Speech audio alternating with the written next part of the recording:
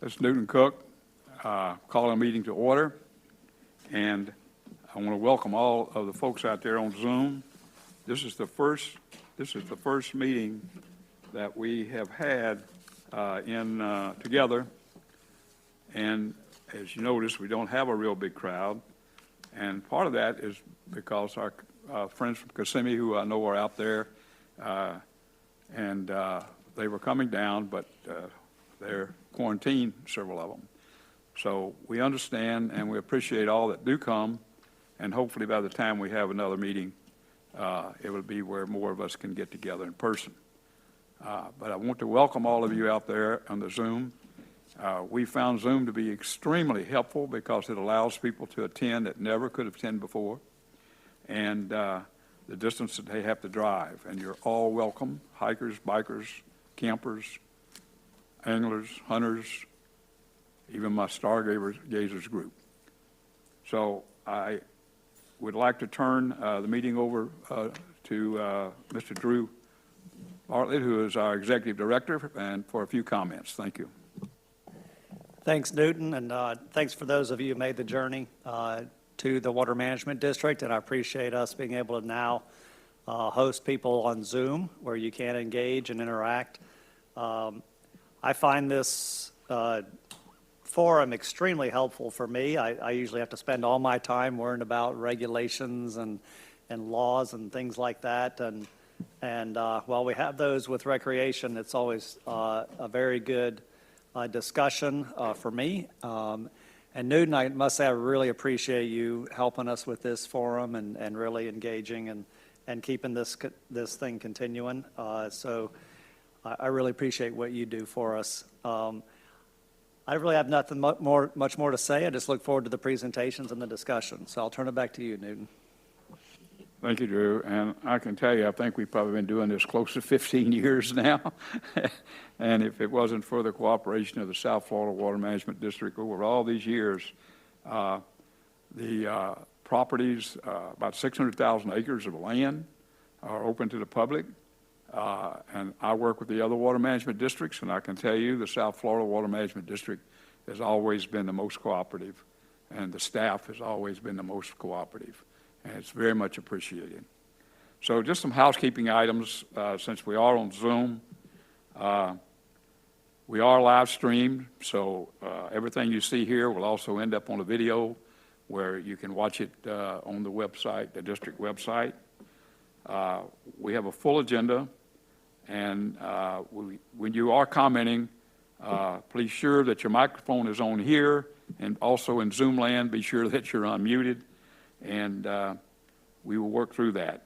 We don't have limits on comments here, but we do try to stay within 3 minutes. And I have a soft gavel, and I will ask you to finish up if you wander along too long, because we do get out of here at 8 o'clock. There's only been one meeting that we did not get out at 8 o'clock, and it had a lot of controversy and interesting subjects that night. We also do something different here. Every presentation, we have a public comment immediately afterwards, so you don't have to wait till late in the meeting to talk about something that happened an hour ago. So after each presentation, you will get a chance to raise your hand if you're on Zoom, and of course the people here just have to let us know they need to comment. If you're on a phone, the *9 will raise your hand, and *6 will mute and unmute you. And so with that, Yvette, I guess we're set up for our first presenter, and that's Sue Van Burnham, President of the Southern Off-Road Bicycle Association. The district is very helpful to the bikers.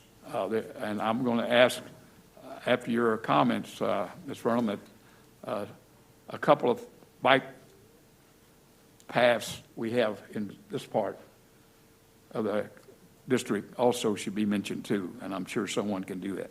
So welcome, and we look forward to hearing from you.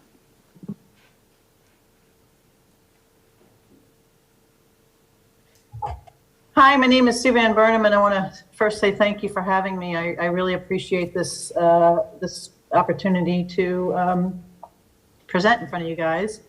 I am the president of Sorba Orlando, which is Southern Off-Road Bicycle Association. We were established in 2013. The way I like to explain it is we're like a kind of a child of IMBA. So at the top is IMBA, which is the International Mountain Bike Association. They were established in 1988. You can change the slide a bit. Thanks. So they were established in 1988, and they are international, and they're committed to values-driven culture within our organization. They commitments to our neighbors, the land, responsible riding, community, stewardship, equity, and partnership. So IMBA, in partnership with all local organizations, really educates, manages. They just strengthen the local mountain bike community for all the chapters involved. And they also hold our insurance, which is why we are part of IMBA. Under IMBA is SORBA, which is just the Southern Off-Road Bicycle Association. And they were established in 1989. And they basically have 48 chapters in 7 southern states, which includes Alabama, Florida, Georgia, Mississippi, North Carolina, South Carolina, and Tennessee. So if I have any questions or I need any help, I reach out to SORBA, they respond right away. Also with IMBA, they're very responsive and they help us out tremendously. I put both of their websites, their links on this document, you can see them. We currently have over 8,000 members in those 48 chapters. We used to have 45 chapters, so it keeps growing. We have, like I said, 7 states, and it just keeps growing, and it's fantastic. I think we're actually getting closer to 10,000 members overall. So Sorba Orlando was established in 2013, and it was basically established by 3 or 4 local riders that wanted to join Sorba and IMBA and put this group together for Central Florida and get our trails on the map through Sorba and IMBA and just get recognized with the local trails. We're a 501c nonprofit organization, and we are dedicated to promoting and supporting mountain biking in Central Florida. Our trails offer everything from family-friendly places to ride, endurance bike races, time trials, skill building sections, and opportunities to give back to the community, which is very important to all of us. We get a lot of support from all our members, and one of my key things is awareness of who we are and what we do and how these trails exist and how we make it all happen. We currently have 5 board members. I became president in 2018. Bobby Fishbo is our vice president. Harry Wise is our secretary. Antonio is our treasurer, and we have Randy McDonald who helps with our membership. So we do have 5 board members, and everybody helps tremendously. And on our next slide, you can see the 7 trails that we have listed. We have our Markham Woods Trail, which is in Lake Mary. It is about 600 acres of protected land. It's a beautiful piece of property. It is under Wekiwa Springs State Park, and that's our land manager. So each of our trails has a land manager that we deal with, and we have to abide by the rules. And whenever we have questions or concerns, we have to reach out to that land manager to see that we can do what we need to do. We had our first race in Lake Mary in May. We had over 125 racers, and it was a fantastic event. We raised over $500. We got another 300 in collections. And it really raised awareness for people even coming from South Florida about this trail. And I'll go through the other trails in a minute, but all of our trails, we created videos for them on our website. So I'd like to play our Markham Woods Trail video if we could.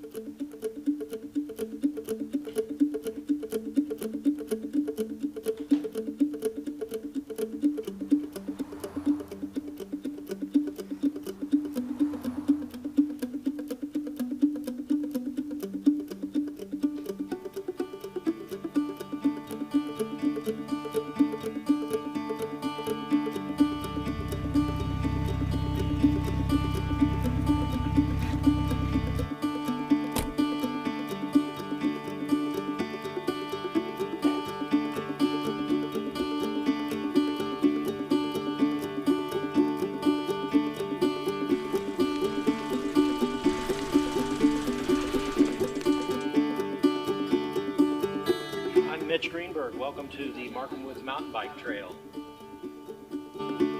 This trail was established in 2013 thanks to the generous contribution of Wekiva Springs State Park. We currently have about 9 to 10 miles of trail here.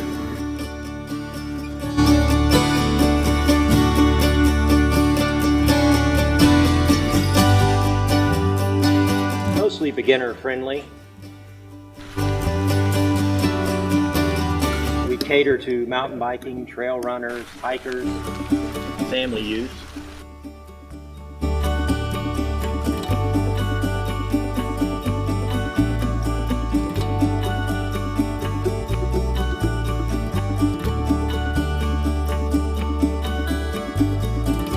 We do have some interesting features on the trail, such as log overs, some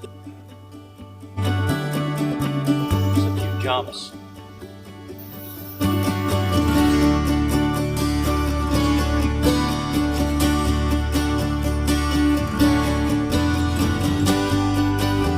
Various sinks out here, varied terrain for people to see, but this area is generally beginner friendly. There are some other interesting features such as palmetto roots and some historic features to this piece of property as well.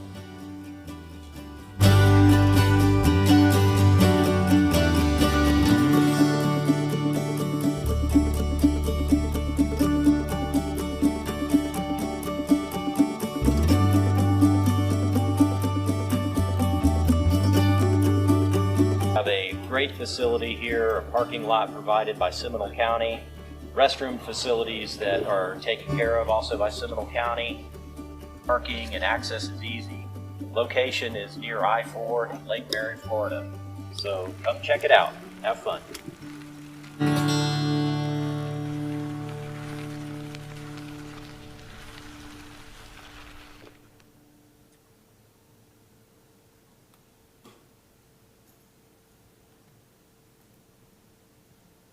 Thanks, Yvette. So that's one of our trails. Again, it's in Lake Mary, and we did videos for each of our trails so we can get the awareness out there of what we're all about and the trails that we do have available.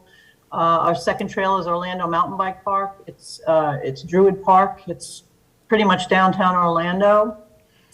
We have a pump track there and single track in the woods and a little skills area. Our Soldiers Creek Trail is on 419 in Longwood, and that's land manager there is Seminole County Parks and Rec, and they've been very helpful for us there. We have Snow Hill, which is in Oviedo, and that trail is under the Forestry Department in the state of Florida, and that's on a little big econ. It's another fun trail that everybody loves. We have a sort of a new trail in Mineola. It's owned by the city of Mineola. It's about a 1 mile loop, and there's a nice park there, and we created a trail that's part of the park. Our latest and greatest is our trail at UCF.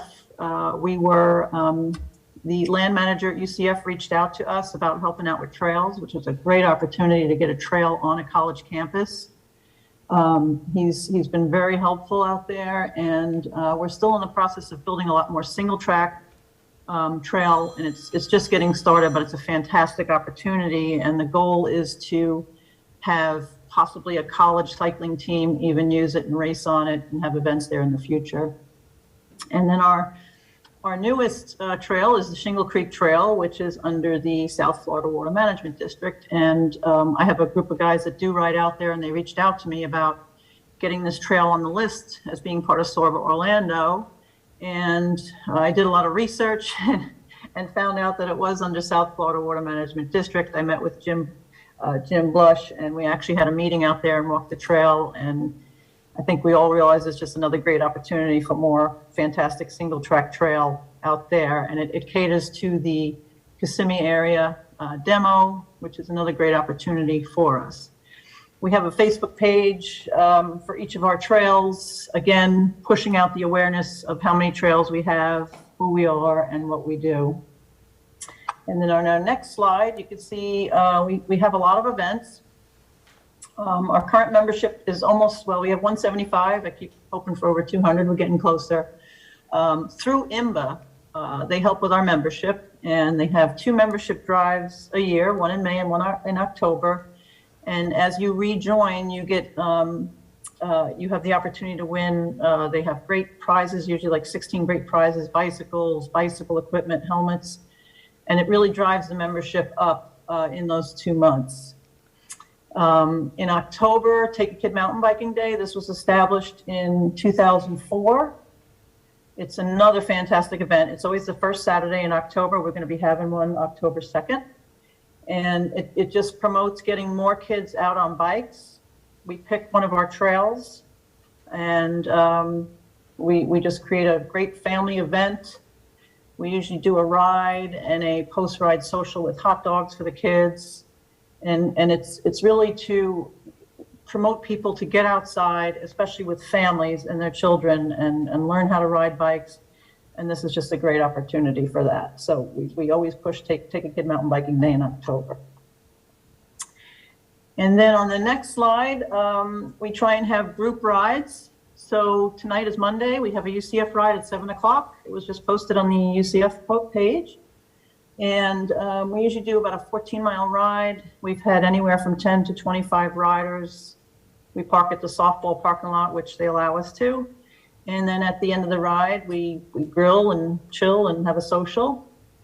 Tuesday nights, Soldiers Creek in Longwood, we do the same thing. We have a group ride at 6:30. Same thing. We've had about 10 to 25 riders. And then afterwards, we have a little post-ride social.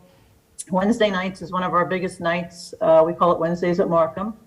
And we do a 6:45 ride. And before COVID, we had our record of over 100 riders. We had about 120 riders on a Wednesday night. And what we do is we separate them into groups from beginner to the racers.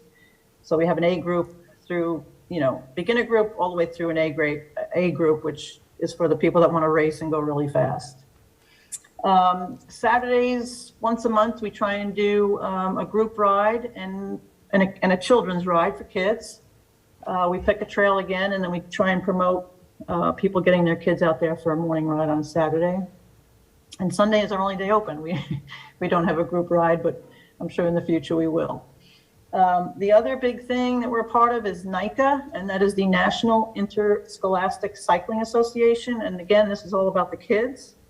It is, they've created race teams all across the United States, and it's for 6th grade to 12th graders. And there are teams, I think we have 2 or 3 teams in Central Florida, and they actually go to different trails and they have events, and they just finished their season a couple months ago. And it's, again, just great to get the kids involved and promote cycling and getting outside. And then our next slide, you can see that we are involved with all the local bike shops.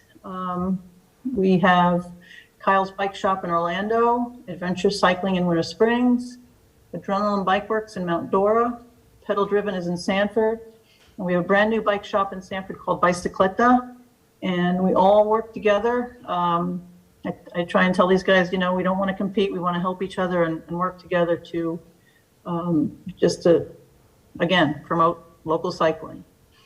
We have great synergy with all the bike shops. We work together for charity rides. We had a grand opening ride for Bicicleta. We do group rides, and a lot of these guys come out, pitch a tent, and promote their bike shops. And then another thing we did is there are 6 Sorba chapters in Florida, and one of them is in Flagler County, New Smyrna, Daytona area.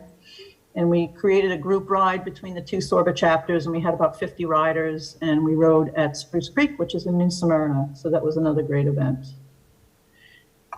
And then on the last slide, I just put some pictures, group rides, our barbecues, work days, pictures of the kids. We have a Sorba trailer that we got, and we actually got the local bike shops and other businesses to get their logos on the back for a $100 donation, which worked out really well.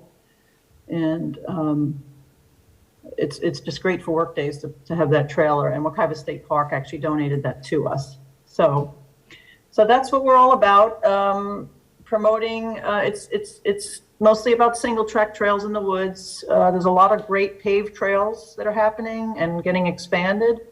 And one of our big goals right now is to connect these paved trails to the single track trails so that it accommodates all types of riders. And in Shingle Creek right now, they're working on extending that paved trail, which would be great to connect to that single track trail in the woods. And at Soldiers Creek in Seminole County, you can get on the paved trail, and then same thing, you can get onto Soldiers Creek and do a little single track ride. And again, in Lake Mary at the Markham Woods Trail, it's the Seminole Cross Trail. You can get on that, and you can hit the Markham Woods Trail and get in and do single track, and then get on the trail and ride back home if you want. So that's what we're all about, and I hope I explained it well. And again, thanks for having me. Well, thank you, Sue, and we really appreciate your presentation. We try at each of our recreation meetings to have a stakeholder presentation, and I can tell you, you've made a good one, and we sure appreciate it. I want to just ask if there's anyone here that has any comment or questions, and also if the Zoom people will be ready and raise your hand. Yvette will be ready to put you on the line. So first of all, anyone here have a question? Okay. A point I wanted to make, and it's kind of a heads up to some of our land managers, is I know we have some bike trails just north of the lake. I know we have a really expansive one. So I'm going to ask that before we start the public comments on Zoom, could you just tell us briefly what we have available locally, and particularly the one north of the lake?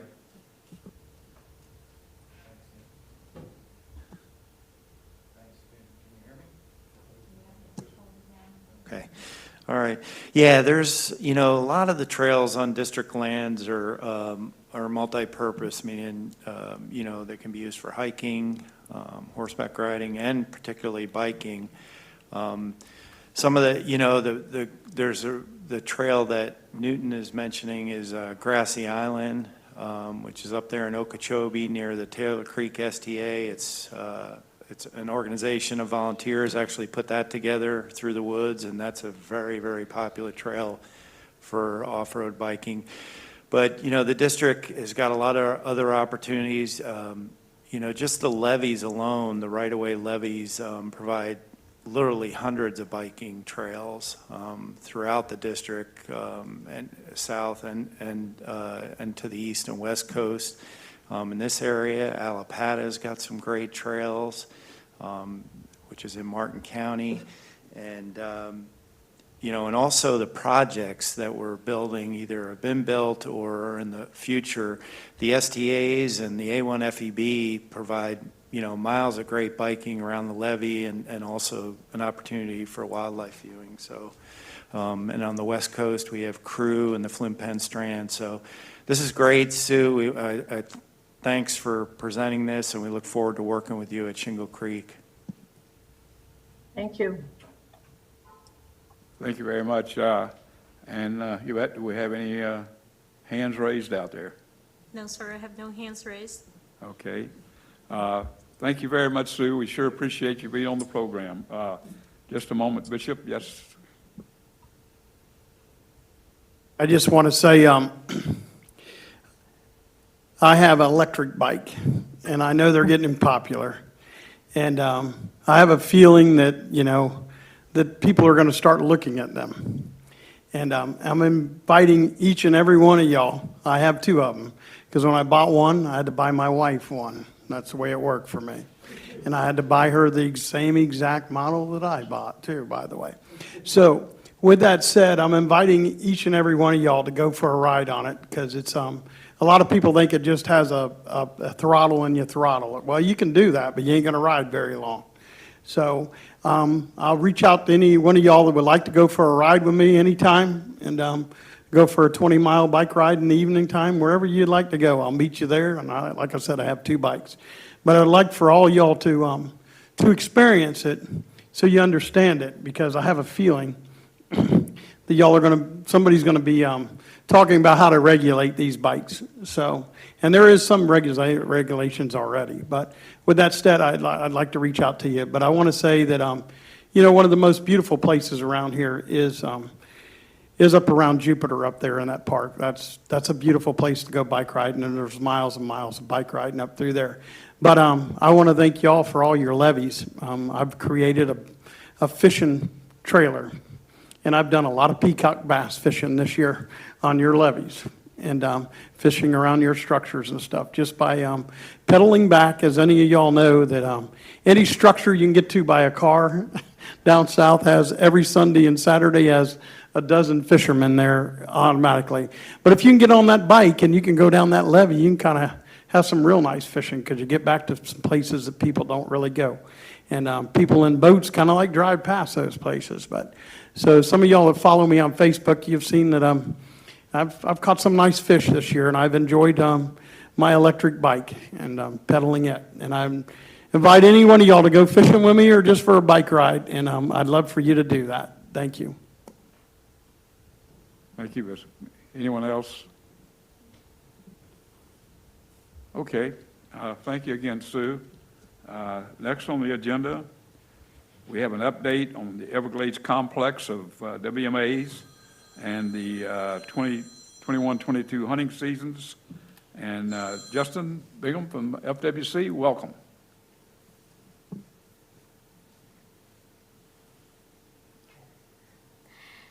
You got it, right? Just the arrows. Okay.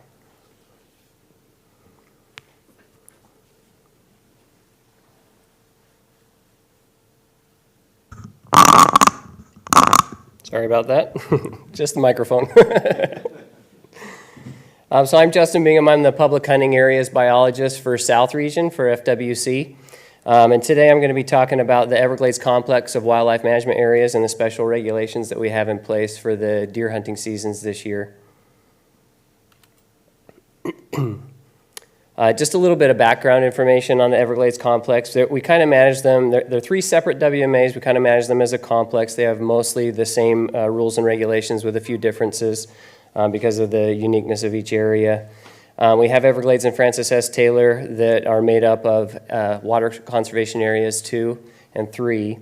And then we have Rotenberger and Holy Land WMA. And so altogether, these three WMAs, Everglades is by far the largest, but the three of them together are over 730,000 acres. So these are managed, as I said, as wildlife management areas. FWC is the lead manager for these, and so we take the lead on the land management and management for fish and wildlife resources as well. And then these areas are managed cooperatively with South Florida Water Management District and the Miccosukee Tribe. So we try to do to manage for a balance of ecological diversity. Like I said, we're managing for wildlife habitat, and we're also trying to make sure that we have ample opportunity for public outdoor recreation on these areas. So as you can see over there to the right, we have a few different, these areas have unique varieties of wildlife species and of wildlife habitats, and so we have sawgrass and tree islands and sloughs and cypress domes.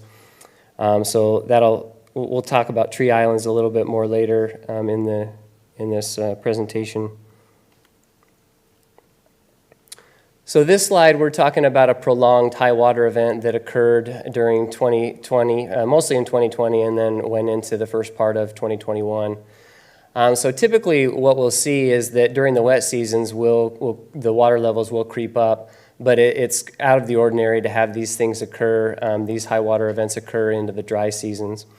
And so in this graph on the right, we have those two red lines. Those represent the thresholds. The bottom one is the threshold for the low water closure. So sometimes we get water, during drought conditions when the water levels are so low that it becomes conducive to fires and things like that out on the landscape. And so sometimes we do have to close it because the water levels are too low. Then the upper red line represents the high water closure threshold. And so when we see water levels above those, above that line there, we tend to have issues with increased stress in wildlife, predominantly terrestrial wildlife species will be negatively affected by those events. The deer, as the water gets higher and higher, the deer will typically be pushed more and more. I mean, they're going to use tree islands, but they're relegated to the tree islands at a certain point, or the levees, and so they have limited places that they can go to find refuge from the high water levels. And so that increased stress, we tend to modify the public access during those high water closures and low water closures to help the wildlife or help the land management. So last year, this particular high water event, you can see the green line there in that graph represents what we typically see, the average of what we typically see across the months of the year. And so that blue line represents what we saw last year and during the early part of this year. So you can see that from May until about March, we had water levels on these areas that were higher than average.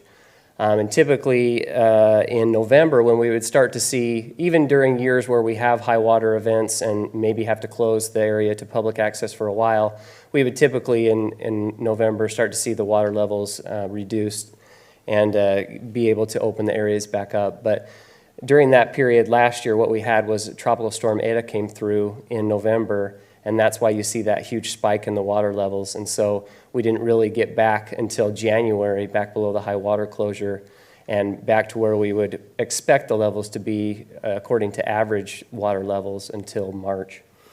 So water levels exceeded historical records. And so when we have these high water levels, like I said, we have related wildlife concerns that go along with these high water levels, mostly for terrestrial wildlife. And sometimes we do have to limit the public access to the Everglades complex of WMAs. And that is what ended up happening during last year. So for most of the hunting seasons, for the most part, these WMAs were closed to public access, and so we didn't have a whole lot of deer hunting during the 2020 seasons either. We did have a little bit of hunting that was able to occur, but for the most part, those hunts were precluded by the areas being closed to public access. So every year we do aerial surveys at the Everglades complex of WMAs. And during this year's surveys, and they're typically conducted in May, and during this year's surveys, we saw lower than average numbers. And so what we're doing in these surveys is we're trying to look at the population, we're trying to determine the trend of the population using our past data and then adding this year of data, looking at past harvest records and figuring out where we are with the population, how much recruitment do we see this year. So we'll be counting does and fawns and bucks when we go out and do these aerial surveys by helicopter.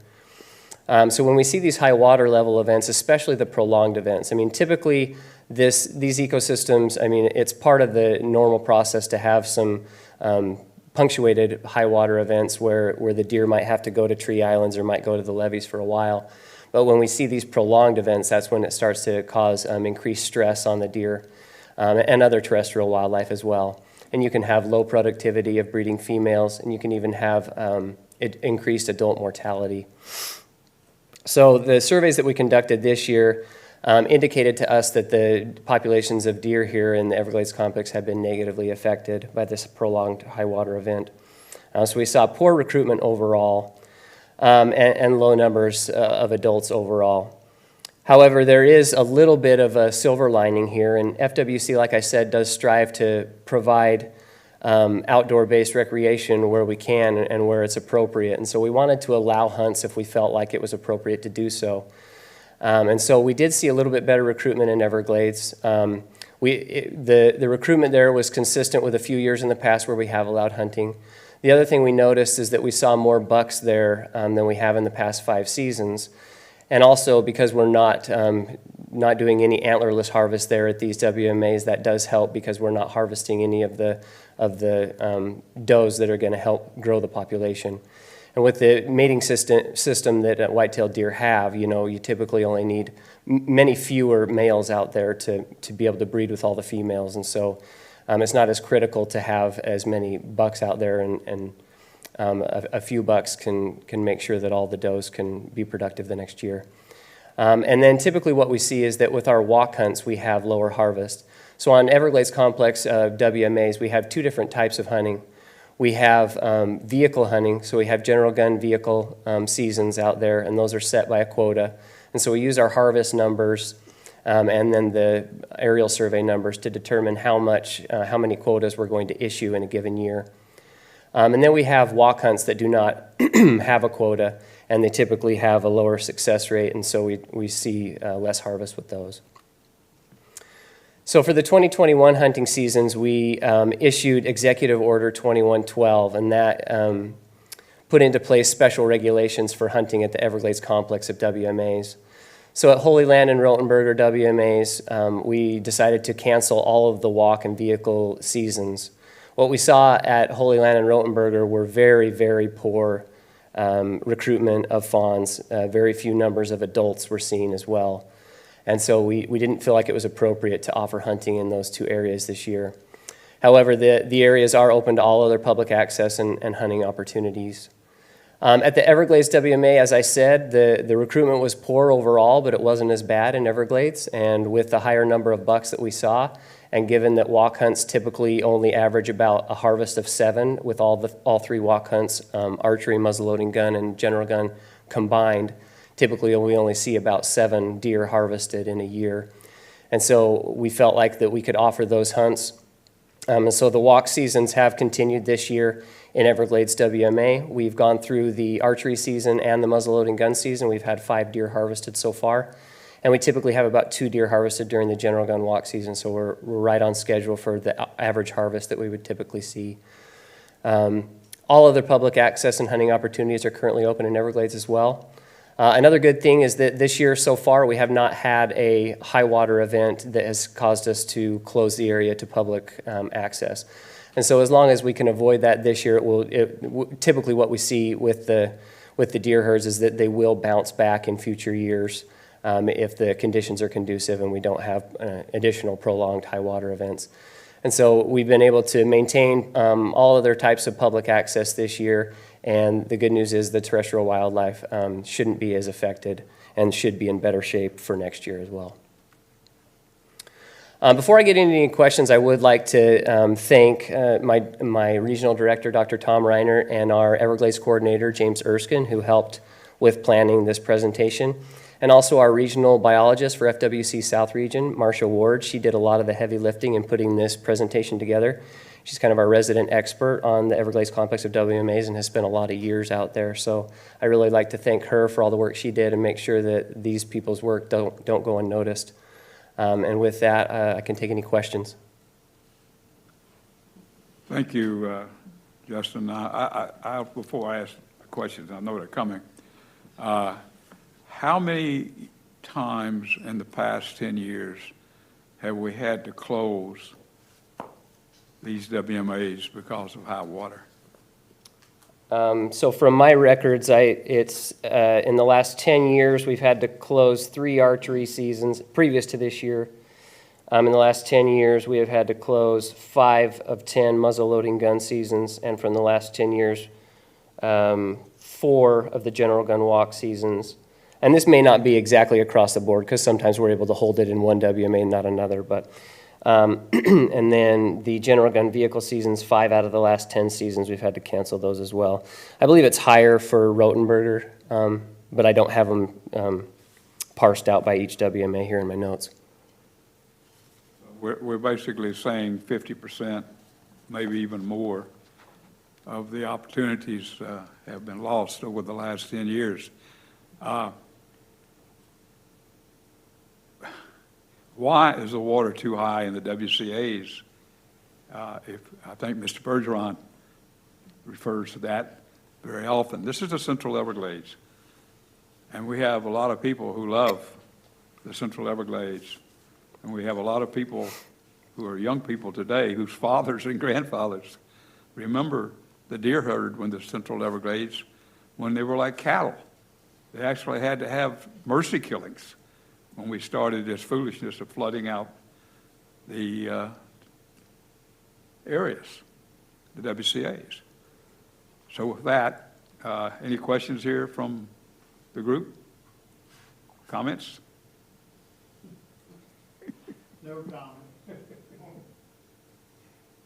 I didn't want to cut your water off, guys. Do you have anybody raising hands out there? Yes, sir, I have John Rozier, followed by Daniel Watson.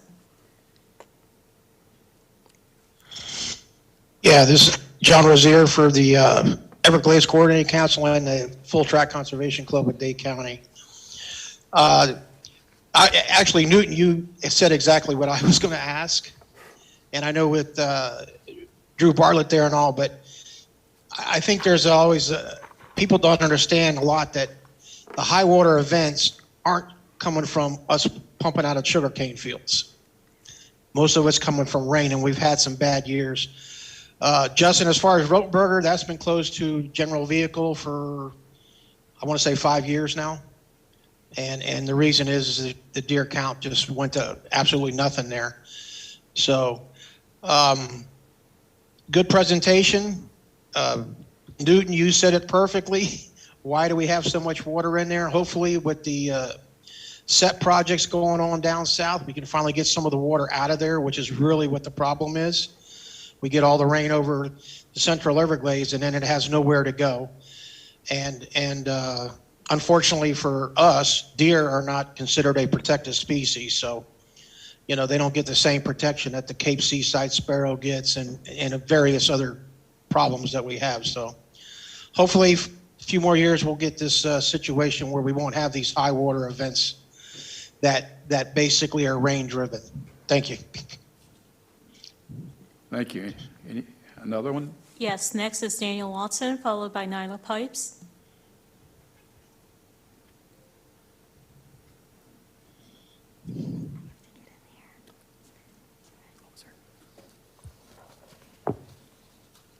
Good evening, everybody.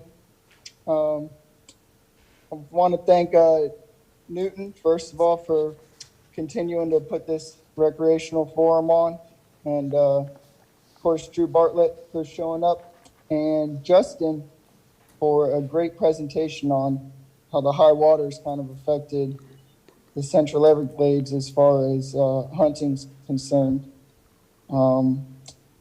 Just wanted to remind everybody that the presentation did show that water levels exceeded historical records, but in my notes here we have a couple historical records.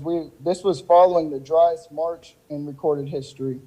So like Newton was touching on, we had a low water closure April and May that we weren't allowed to go out there, followed by a high water closure after the first weekend of archery in August.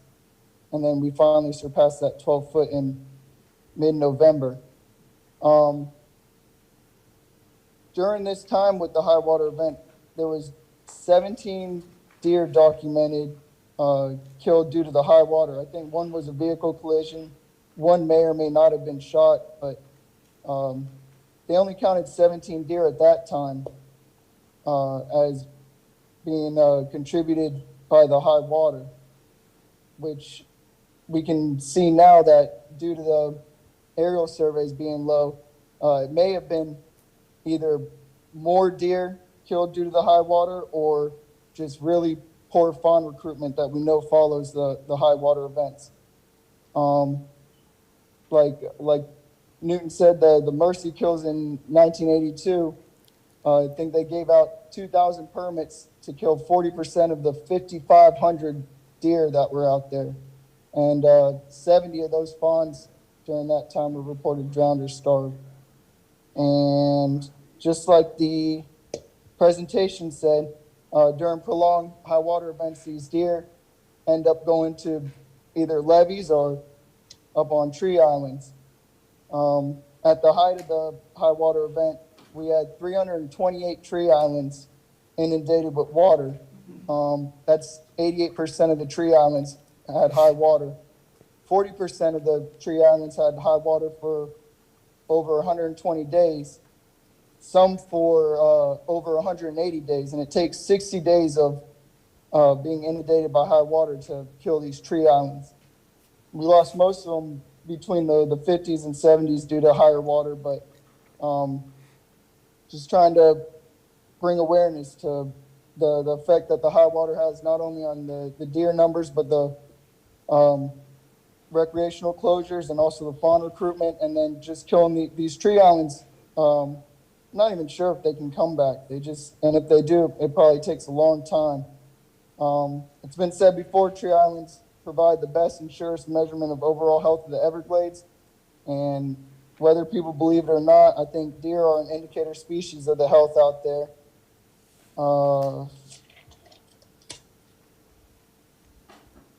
I don't want it to end up like stair steps after the 94 flood. We had a period of recovery for 3 to 6 years, followed by a steady decline. I think the aerial surveys there counted 642 deer in 2001, 7 deer in 2010, and no deer by 2013. So it happens quick, and that's all due to prolonged high water. And I appreciate Justin going over the closures we've had in the last 10 years. My only question would be, are we counting seasons that were closed from the beginning? Because 3 archery seasons closed, I believe 5 archery seasons we've had opening weekend, and then we closed shortly after that. I do appreciate the presentations, and none of this is, I know you guys worked really hard, and you did. I saw the temporary pumps out there, and we got the water down as quickly as we can. Again, we all know that the problem is Department of Interior and the Cape Sable Seaside Sparrow trying to move the water south. It all gets to Central Everglades and then gets stopped up at the trail. But Okay, thank you very much.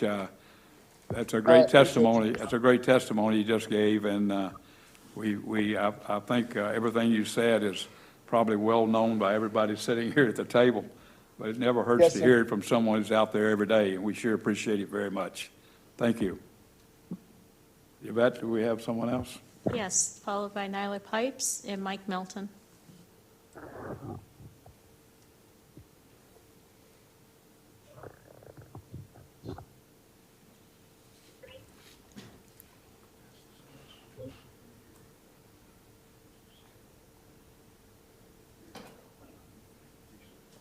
Nyla?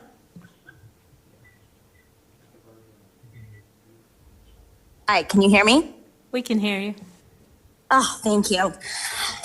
Good evening, Nyla Pipes, One Florida Foundation. I just wanted to piggyback on some of what has already been said about the high water levels, and also bring to everybody's attention, if you're not following the Lake Okeechobee System Operating Manual process, the LOSUM process, which is developing how we're going to manage Lake Okeechobee for the next decade, I strongly encourage people to tune into that, because as things stand now, there are plans to work to move 2 to 3 times as much water south of Lake O as we currently do under the LORS schedule.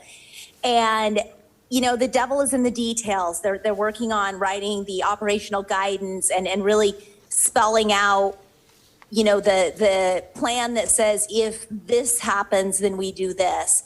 And one of the things that has greatly concerned me over time is there's a tendency to think of these wildlife management areas as an extra place to put water when we don't know where else to put water. A lot of people on the environmental side don't necessarily understand what those areas are for. And so I just want to bring everybody's attention to the fact that, you know, there's a continued drumbeat to just send more water south, which is great if we have the infrastructure to do so. But if we don't, like we currently don't, we're making progress every day, but we're not there yet.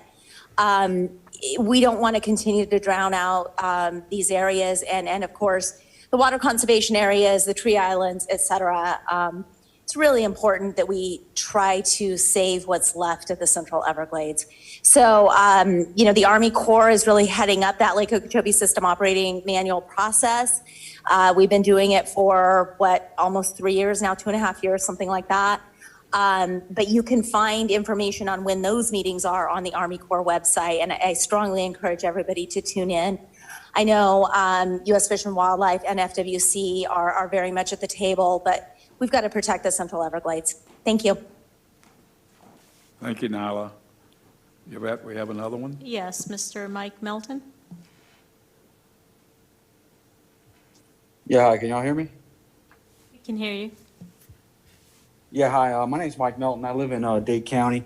I just want to say something that, it's been said in the past, it's been said today, it's going to be said in the future. And, we keep retaining that water north of 41. We leave those S12 structures closed. We don't let the water go south into the park. And those tree islands are leaving year after year. We keep talking about it. They're getting drowned out. The deer populations are affected. The small game populations are affected. And I feel like we're just going to keep saying it over and over and over again until north of 41 is a wasteland and it's no purpose to say it anymore. So at some point, like Danny Watson said, those tree islands to come back, it takes some time. But if we keep flooding it with water every single year after year after year, it's just going to kill it all. And then there's going to be nothing north of 41. And I'm getting sick and tired of saying every single year that there needs to be something done. And, it just seems like it's getting worse. Niall is saying now that they're going to send even more now south. So, we really need to pressure the federal government. And I know that a lot of y'all have been doing it, but we need to really pressure the federal government to get that water south of 41 and save these areas. Thank you. Thank you very much. Sir, I have no raised hands. Thank you. Well, we appreciate all the people who participated in Zoom. We'll move on to the next agenda. Yes, Drew, you can address it. Yeah, so this is all very good conversation, and if any of you know Alligator Ron Bergeron, you know that he is very much concerned about high water levels in the conservation areas, and he's been very much an advocate on figuring out how to address it and actually addressing it. And really, it's because of his efforts that we actually have removed Old Tamiami Trail now. I remember 10 years ago when he started on that, and he never relented. And so we got that under contract, removed it 6 months ahead of schedule. Also dealing with the 8.5 square mile area, which last year when Tropical Storm Eta went through, it flooded everything, including the 8.5 square mile area. And but because of that flooding, we couldn't get water into Shark River Slough until all water levels receded, which was really a lot of water that had to stay in the conservation areas and was very much an obstacle. So we have started construction on a seepage wall around the 8.5 square mile area so that it won't seep into it, so you can move water into Shark River Slough during these high water conditions. That underground wall will be finished in February, so we'll have it for next rainy season, which is great. And as you know, DOT has built the bridges. They are raising the road so we can move water to Shark River Slough a lot better. And then the last thing is the L28. There are 3 culverts that are on the drawing board to add to the L28 so we can better manage water levels. Those are in design right now, preliminary design. But obviously, we'll have to look at 41 and Loop Road to make sure that they also have conveyance under those. But that is also in the works. And so there wasn't really much anyone could do about Ada except for try to get the water out as much as possible. So I appreciate people, all the folks on the staff, deploying the pumps, trying to get things going to get the water out after that tropical storm. We get another Ada, it doesn't matter what we're going to do, it's going to flood. But then it becomes a matter of getting it out, right? Getting it out as fast as possible, which is why all this new infrastructure we're working on is critical. So we are certainly under the leadership of Mr. Bergeron and the board, completely all over better management of the conservation areas. So I just wanted to give an update on that, and I appreciate it, Mr. Cook. Thank you, Drew. That's a tremendous amount of work has been going on over the last 20 years, and a lot of it's coming to fruition now, finally. If you go to the meetings where they list the 68, I believe, projects, and for years you would go and one might be completed next year, but we're getting to a point where there are going to be a number of them completed in the next 12 months or so. So I forgot to also mention we finished the S333 North structure, so we doubled the capacity coming out of 3A going to Shark River Slough. So that was another thing. So, it's coming. That's good progress, and I believe we have some more hand raised. Yes, sir. I have Mr. William and Bowden.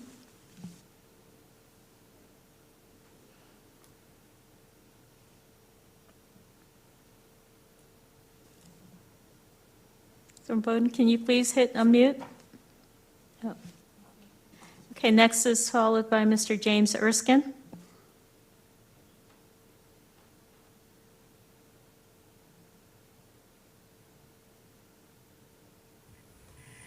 There we go, sound check. We can hear you. Thank you, Newton. I see you nodding your head. Executive Director Bartlett, thank you for the great review of the projects that are helping out the conservation areas and helping out the Everglades Wildlife Management Area, moving water through the system. That really is key when we have these high water events that have been talked about. I wanted to take just a moment and let this group know and both inform this group and share some of the information that we use and some of the tools we use to track these high water events in Everglades restoration. We have a ecological indicator that the different recover, restoration, coordination, and verification teams use. And we also use that within the Army Corps of Engineers planning process. And it takes the entire model year of record that's done for analysis, and it examines that, and it gives us an indication. It gives us both a tally of the number of days, the number of events per year, and how frequent those events are based on the historic record as we look at changing things under the Comprehensive Everglades Restoration Program. So it gives us a real good indication of what's happening in the future. And I wanted to bring that to the attention to this group here, because I know a lot of this group does, a lot of the stakeholders that are at this meeting follow along with what's going on in the Everglades restoration world. And if they're interested in seeing how this particular area, the Everglades Wildlife Management areas, are going to respond to the water level events, there is a tremendous amount of information in those project reports that the Army Corps puts together. This is just one of them that people can move in on rather quickly and rather easily to see how the conservation areas will respond to the proposed program. And that will be included in, it's included in most, if not all, of the CERP programs. So just wanted to make that note. Thank you very much. Okay, thank you very much. Yvette, do we have anyone else on the list? No one else, sir. All right, thank you all. Some really good comments out there, some people who are actually familiar with the area, and it's much appreciated. So we will continue on to the next agenda item. We have an update on the Biscayne Bay Coastal Wetlands, the Cutler Flowway Project, and Mindy Parrott. Hi, thanks for having me today. I'm a lead project manager with the Restoration Planning and Project Management section, and I'm the district's project manager for the Biscayne Bay Coastal Wetlands Project.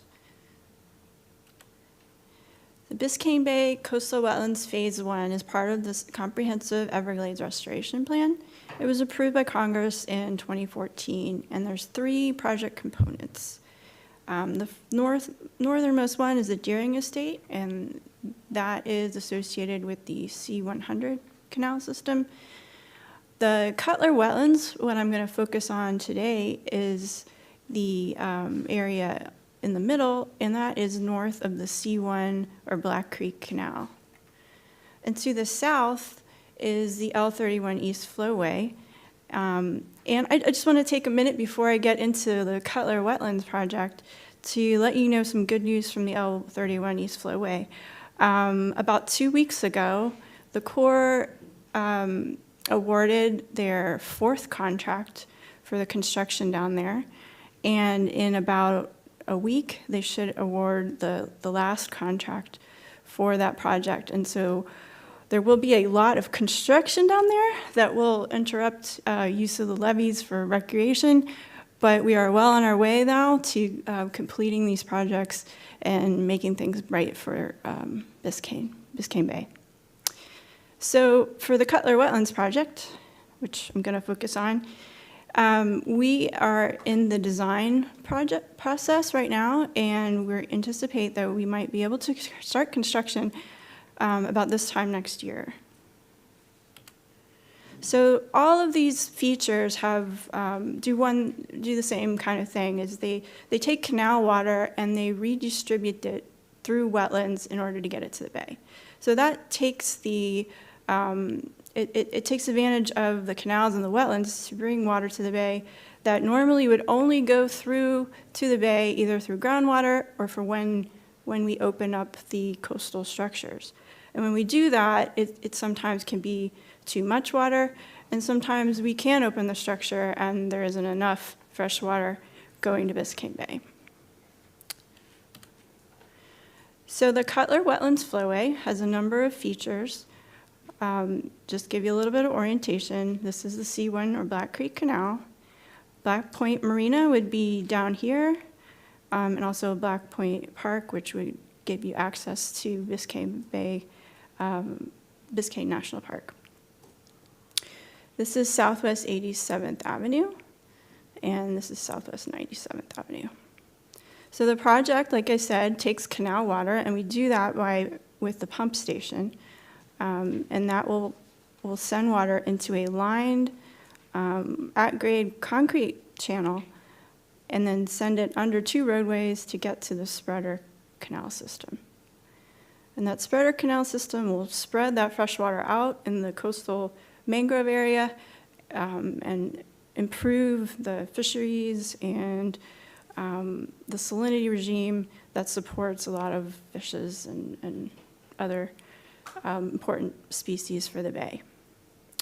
Not shown here are a few other things that we're looking at, are ditch blocks to undo some of the damage that was done by previous, in the past with ditching, and the recreation features, which I'll get into right now.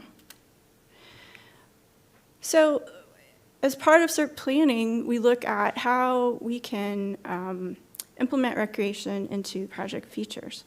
And in this case, we're able to add to a lot of existing recreational amenities that are already there. I mentioned Black Point Marina and Preserve. Well, there's also Biscayne Trail, which is a paved Dade County trail. There is a Town of Cutler Bay Park up in this area to the north of the project. And there's significant wetlands adjacent to the project features. One thing we heard the stakeholders talk about, and also the Town of Cutler Bay, is that this freshwater wetland, I don't know if you can see my pointer, let's see. Right here, is really important to migratory birds and is very popular with bird watchers and nature photographers. And so in the course of planning for the project, we are looking at installing a kind of an overlook onto that wetland for bird watching and nature photography and just enjoying the view. So we'll have a trailhead and parking lot located here in the orange dot, and the entire embankment for the lined channel, which is about 8 feet, 7-8 feet high. On the north side, we'll have an extension from the Biscayne Trail over to our parking area. So we're adding to and complementing the existing recreation in the area. So this just kind of shows you some of the things that we're looking at the trailhead. So this is 97th Avenue. Like I was talking about, the paved trail comes in. You can park here and start your adventure and make your way over to the bird watching and viewing area over here. The trailhead will have accessible parking and also unpaved parking, vault toilets, your typical amenities, shade, shelter, information, bike rack, and will be ADA accessible. So this isn't a great graphic, but I was trying to show how the bird watch will be, slightly elevated, built into the embankment, so it overlooks the wetlands to the north. And this graphic shows the bike trail continuing so that you can join the Biscayne Trail or go to one of the parks that are located down the trail. So for schedule, we are currently reviewing the design submitted by our consultant for the intermediate design, which is about 60%. So we're moving on from there. We will start permitting and get our final design early next year. And we're looking at going to governing board in July for the contract to construct, and hopefully start construction in next September, with completion being about 2 years later. So we're looking in 2024. It's a good chance that almost all of the BBCW Phase 1 projects will be complete. Any questions? Thank you very much. Anyone here have a question or a comment? I don't think we have one now, okay? Yes, sir. We have Mike Melton, followed by Thomas Reinhardt. Can y'all hear me? We can hear you. Hi, yeah, this is Mike Melton again. I live in Cutler Bay, so I just want to say, Mindy, that I appreciate all the work that y'all are doing in the area. I kayak and fish that area of Biscayne Bay when it's not hunting season, and I like to take my kids down trails and all that. So it'll be nice and to have all that stuff coming up, to be able to take them, for a quick stroll after school. Even though we're in the suburbs, you can get a little bit of a wildlife experience on these type of things. So I just want to say I appreciate it and thank you. You're welcome. Thank you. Yvette, do we have anyone else? No additional hands raised. Okay, I just want to say thank you very much, Mindy, and I looked at this and I marvel at how much recreation was planned and put into this project by the district. I can assure you about 10 years ago, some person from the district was out there looking at this area and also looking at these plans, and the seed was planted, because these things just don't drop out of the air. The district has to do an incredible amount of work over a decade sometimes before the shovel ever hits the ground. And this is just going to be an incredible place for recreation in an area where millions of people live. And it needs a lot of credit to be given to you folks, Mindy, for planning it and getting it ready. And then, of course, the work is getting ready to start. So it's very much appreciated. Appreciate you telling us about it. Thank you.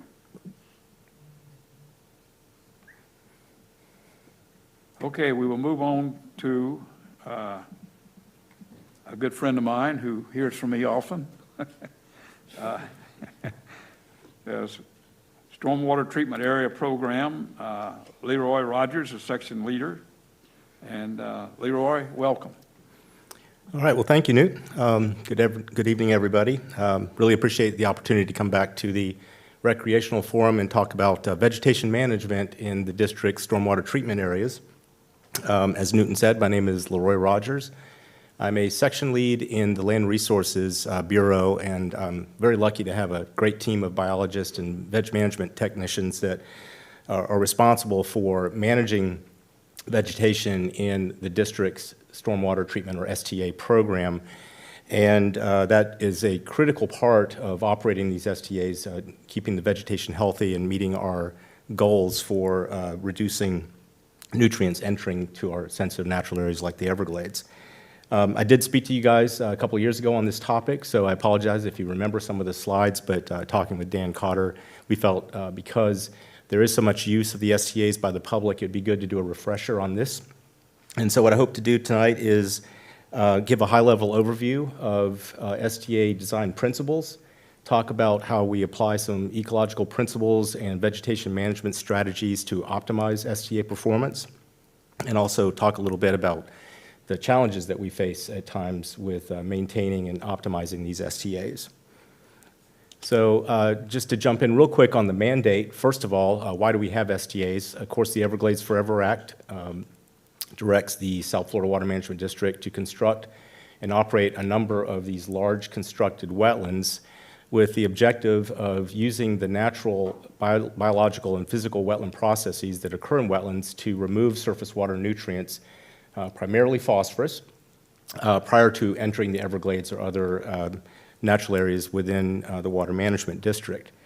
So that's our primary purpose, but as many of you all know, there's another mandate in the Everglades Forever Act, which is to find reasonable and compatible public use opportunities in these wonderful wetlands that we've created. And this list on the slide here shows a number of the types of activities that Dan Cotter and his team have worked with the public to put together there. And so there's a lot of stuff. There's probably more than what's on the list there, but these are some of the more common activities that we see in the STAs. All right, so for those who may not be familiar with the locations and the scale of the STA program, this very busy map shows some of the geographic layout of the STAs that are located south of Lake Okeechobee. These are what we call the Everglades STAs. Of course, the district is planning and building and has built a number of other STAs in other parts of the district for similar purposes, but these are the big ones that treat water from the Everglades agricultural area. And there's a lot going on here, but I'll point you to the green polygons. Those are the existing STAs that we've now constructed. One east, STA 1 East and 1 West is just down the road off of Southern Boulevard at the north end of the Loxahatchee National Wildlife Refuge. We have STA 2 and 3-4 a little south there and to the west. And to the far west, over on the other side of Rotenberger Wildlife Management Area, we have the STA 5-6 complex. We are expanding our capacity to treat surface waters by building additional STA footprint. And on this map, you can see those in the orange polygons just over in the area around STA 1 West. That's what we call the 1 West expansion. Phase 1 of that expansion, which is just immediately west of STA 1 West, is basically complete in what we call startup mode right now, getting the biology going out there. And the orange triangle to the south of that is Phase 2, and that is now under construction, so we're really excited about that one coming on in the near future. I'll also point out the blue polygons. Those are what we call flow equalization basins. The big one there in the middle above STA 3-4 is the A1 FEB. These are really important features in the STA program because they take large pulses of surface water runoff, particularly after a storm or something like that, and allow us to attenuate the flow or moderate the flow into those STAs and protect the wetland communities from rapid rises in stage and water levels or from heavy loading of nutrients. So very critical part of the success of our program is those FEBs. And you might be able to make out some of those little pink polygons. We'll talk about some of this in a minute, but those are areas where we're doing active enhancement or modifications to our existing STA footprint. And I'll explain a little bit about that, but the bottom line is we have a lot of need to refurbish these STAs as they get operated. They get a lot of use, they get a lot of water, a lot of nutrients, and after some time of use, it does require some enhancement or modification. So those are just a few of the ones that are ongoing right now, and I'll show you some pictures in a minute. But first, let's go back to high school and learn a little bit about phosphorus reduction in wetlands. Some of this, I'm sure, is very familiar to you all. And this is a very simple graphic showing some of the vegetation types that we have in our STAs, but I think it's a good visual guide to kind of understand how vegetation plays a role in sequestering nutrients from our surface waters and the different types of vegetations that we have. So on the left side of the graphic, you have phosphorus-laden stormwater coming into the STA. And typically, the first thing that it encounters is what we call emergent vegetation. And these are plants that are rooted in the soil. They're stationary. They grow through the water column and then emerge through the water and grow on top.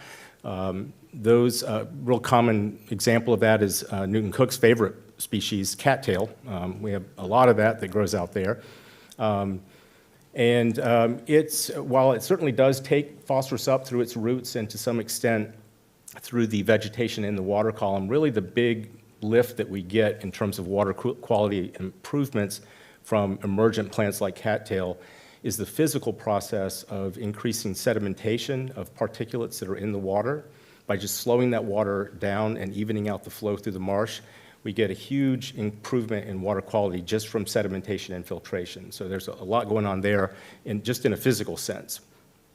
To the right of that, you see the plants growing under the water. That's what we refer to as submerged aquatic vegetation. There are a number of species that grow in our STAs that fit into this category. Like emergent plants, they are rooted into the soil, but they stay in the water column, and they're really critical for what we call polishing the water, sort of at the downstream end of these SDAs. They don't do so well in the very nutrient-rich water that initially comes into an STA, but they're very effective at sequestering water directly from the water column in the form of biomass and then transferring that to the sediment.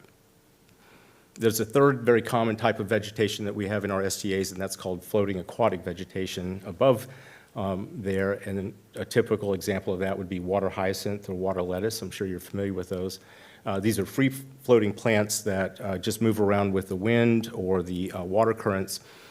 And they certainly do take up water from, they take up phosphorus from the water column.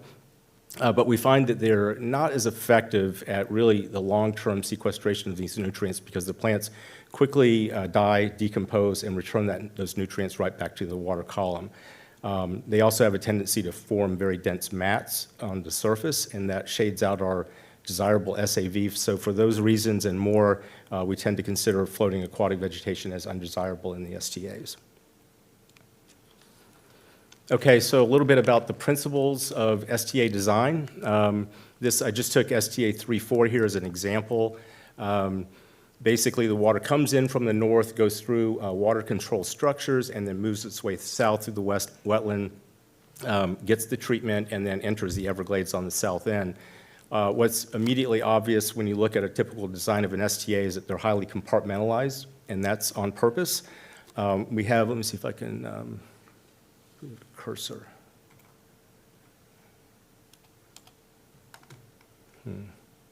Okay, I can't seem to get the cursor to go.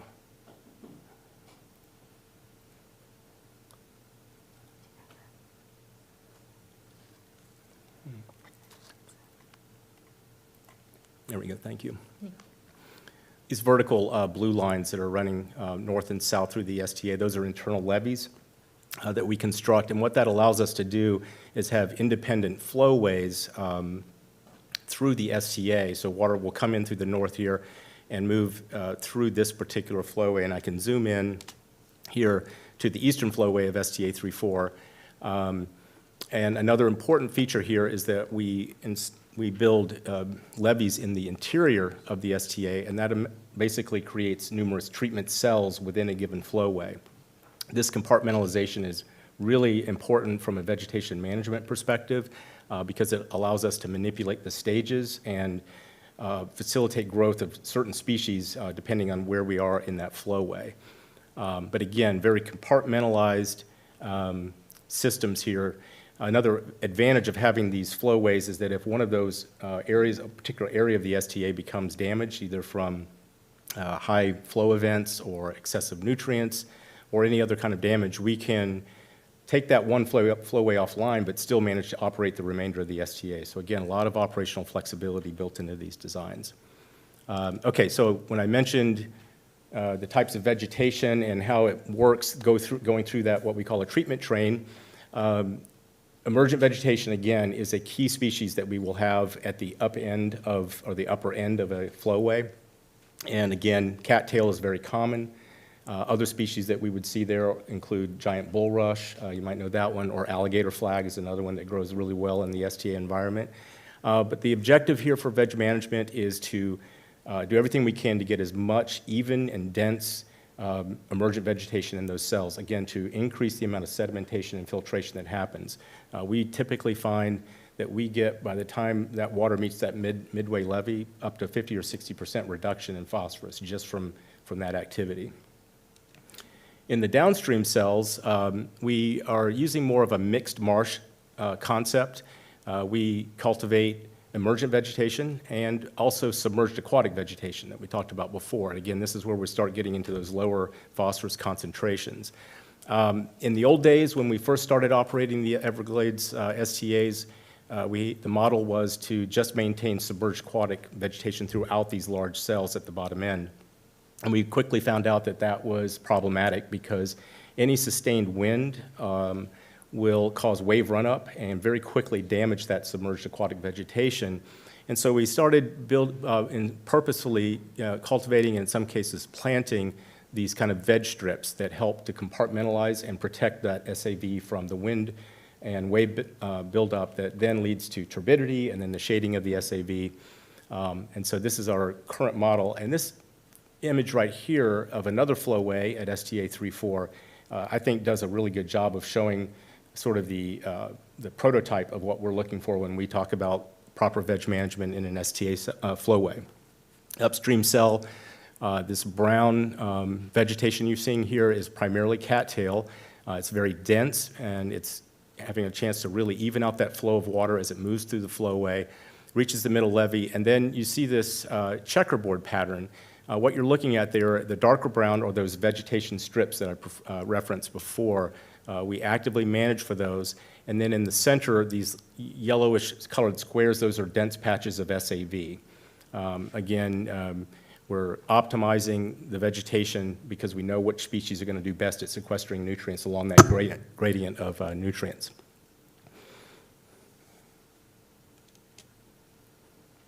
Okay, so like all ecosystems, STA ecosystems are very dynamic, and they change over time. And it begins with the very beginning of, when we initially build these STAs, we have to establish the vegetation. And this can take, we call this the grow-in period, and it can take some time.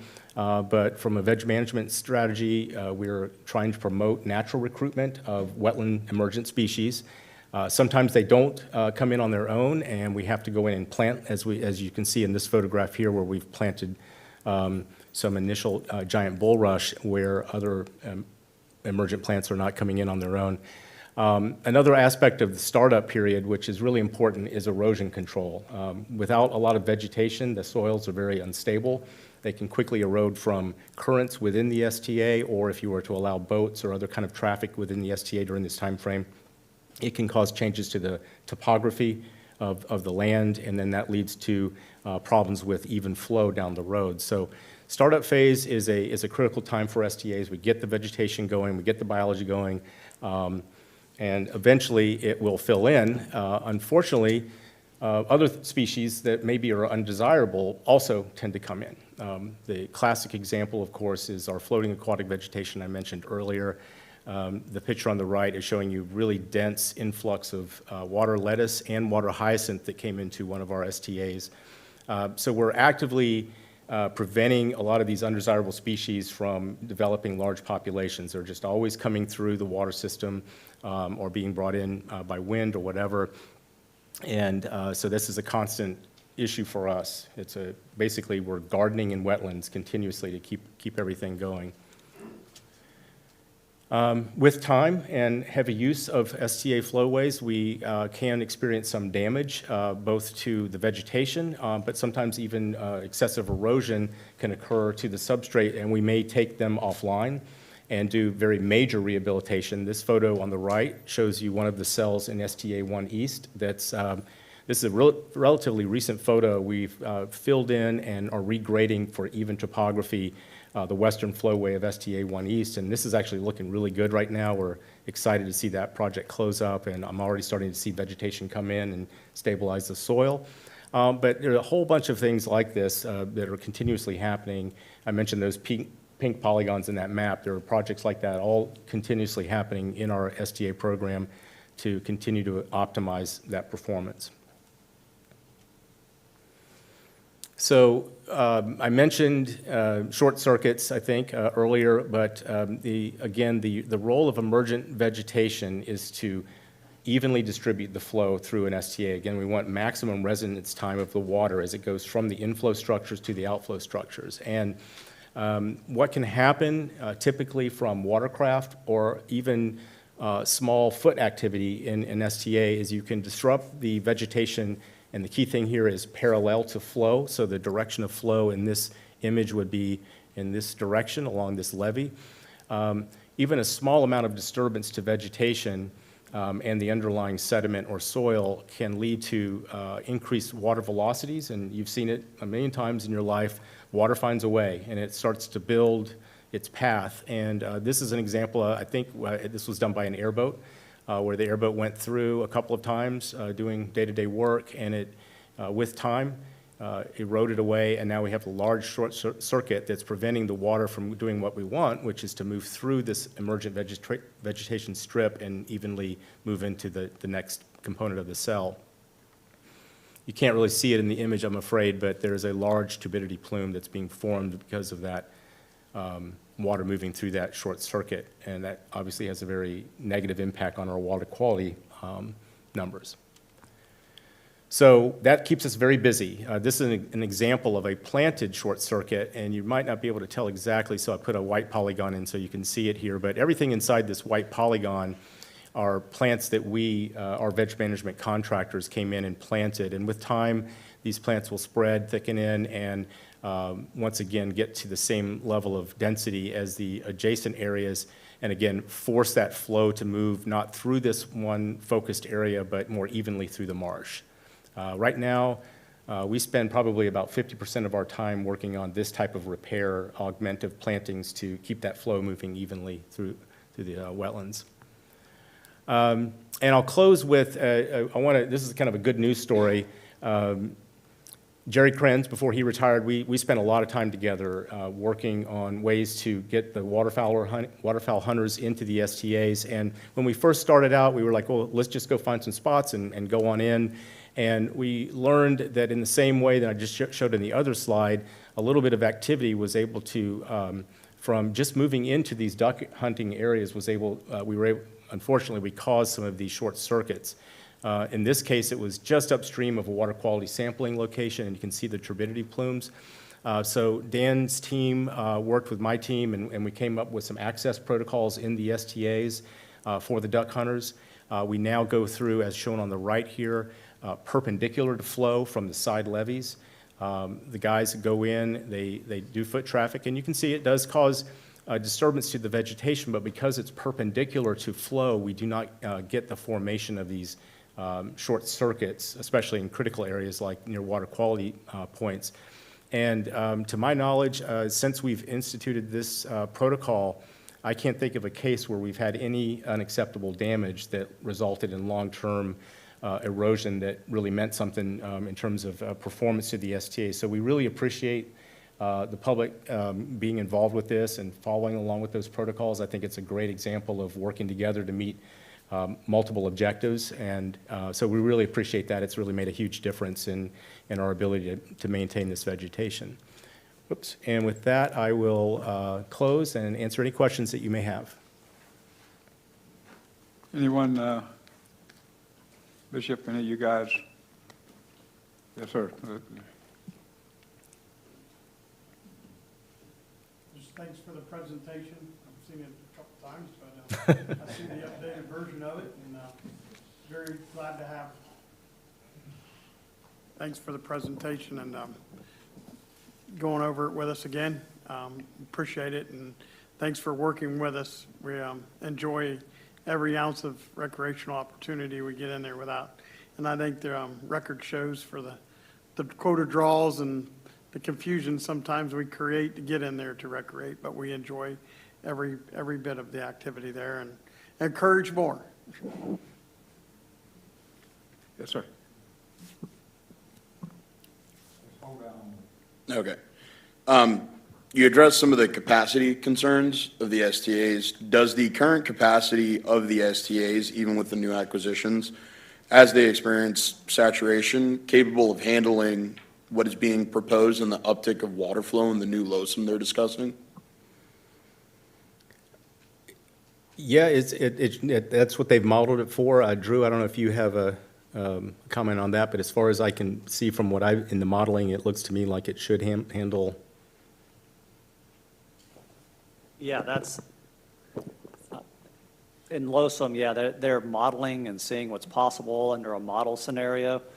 The way I look at it is, okay, that's modeling, that's the last 51 years. Now I got to look at the next 8 years or so for Losum, and is it going to defer to the Water Management District to make sure that we ultimately make the decision on what we put through our STAs, because we need to protect them for the vegetation in them and for phosphorus removal at some point, starting in 2025. So once the manual starts to come out, it's really more of a question of will we have the tools we need to make sure we protect the STAs, while we move water through them, whether it's lake water or basin water, either way.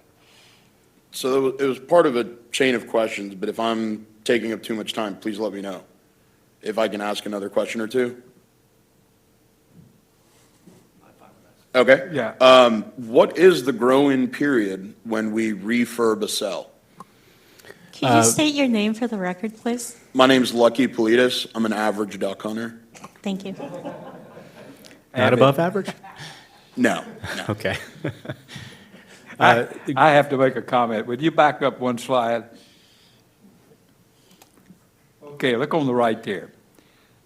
That's new access point. Thank you very much. I have never seen one of those out there yet. The only ones I see is what avid duck hunters have to fight their way through the cattails in the beginning. And so I'm looking forward to going scouting now and picking out where all these nice trails have been cut through the cattails out to the open water, because that's one of our biggest problems is we've pretty well cut off access to the hunters by putting in, and I'm not criticizing because the SDAs are not put together for duck hunters. We know that. But when you do put up a wall of cattails that's 50 yards, and then out there is a marsh full of ducks, the people who come up there with a kayak, they have to get through that cattails to get to that open water. It's not possible for my boys have to pull me. And I would have asked before that the district, the SDA management, where we put the parking spots, which is another issue, that they be sure we have a trail from that parking spot to the open water. And that's what I'd like to see. Can we see some of those? Yes. So, yeah, this is something that, working with Dan Cotter's team over the years, we're refining the process of locating parking areas and access points. And again, what we're seeing, every location has unique issues that we have to consider. This is a really good example. And I think in this photo, a little bit beyond there, you can't really tell. There actually is an open area that's suitable for duck hunting. I don't know how far that walk was, but it is a little bit of a walk. Whether or not we can put ahead of time access points, clearing things out, that's one thing that we have to look at each individual location. I'll give you an example at the Phase 1 expansion at STA 1 West. We had an area that looked from a vegetation standpoint and on paper that it should be a perfectly good location to access. It was what we thought was perpendicular to flow and had emergent vegetation along the bank and then opened up to SAV. But when we looked out there, we found that the water was actually moving very rapidly right in that location, and we really couldn't handle any vegetation disturbance there because we needed every bit we could to control the flow away from a discharge canal that was right adjacent to it. So it is a iterative process. We go out, and I know that my team has been out with James Harbaugh and Dan Cotter recently to kind of look at some of these locations. For example, at the Phase 1 of expansion at 1 West, and that is a process that's iterative, and we're doing just that, looking for those locations. Now, you had asked about what the grow-in period is, I think. Well, by definition, what we mean by grow-in is that we're talking about the place where we have bare soil up to the point that we feel like we have sufficient vegetation for water quality treatment and for a sustainable SDA that can handle things like public access, right? How long that is highly variable and very much dependent on environmental conditions, how well we get recruitment of natural recruitment, from the seed bank and things like that.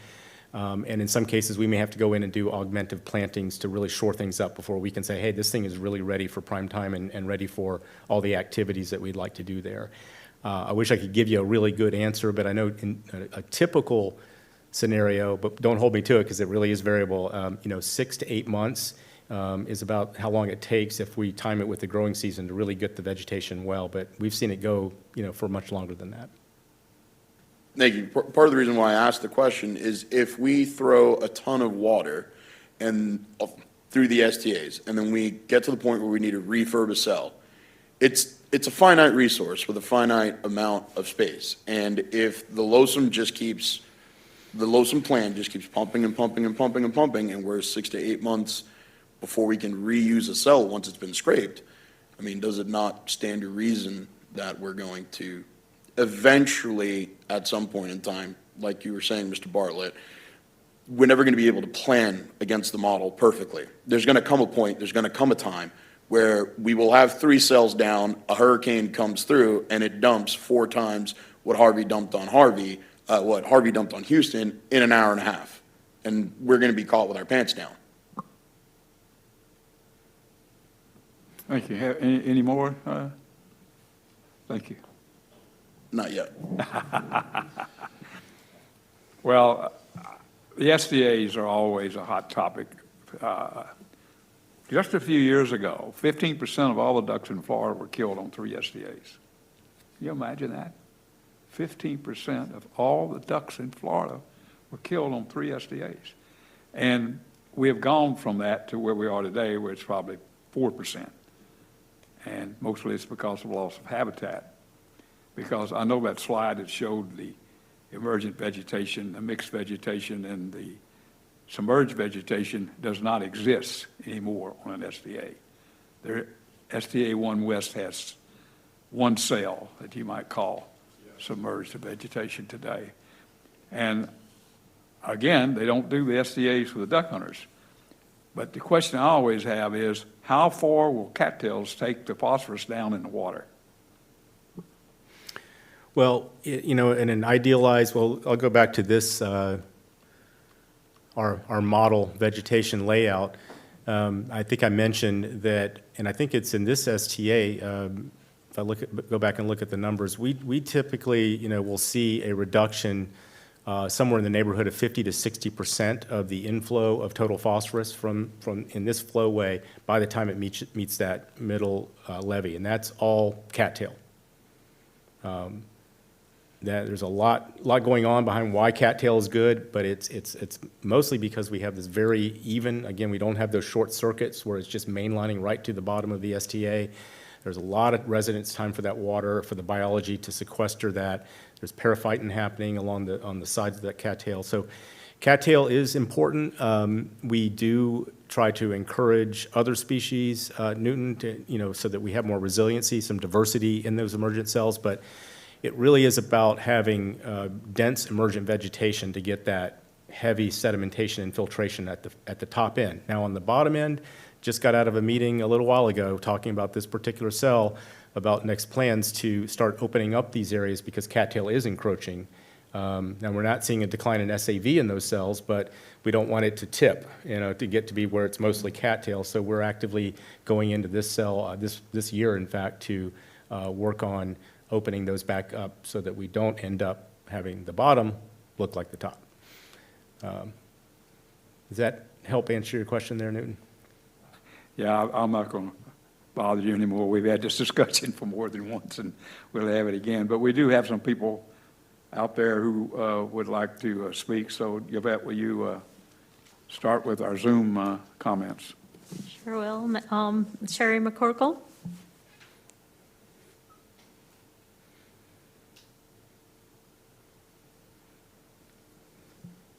Please unmute.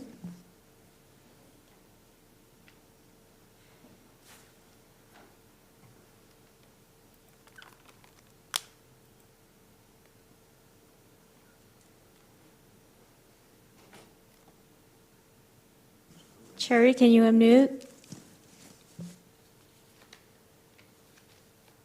Okay, next followed by Daniel Watson.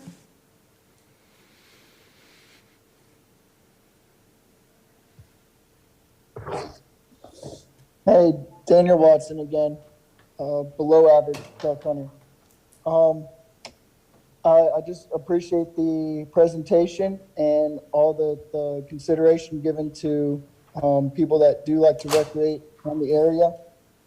As far as the entrance points that you're working on, and I'm sure none of the duck hunters want short circuiting either, so it's nice to be able to get in and out without messing up the system. Quick question, the EAA reservoir, do you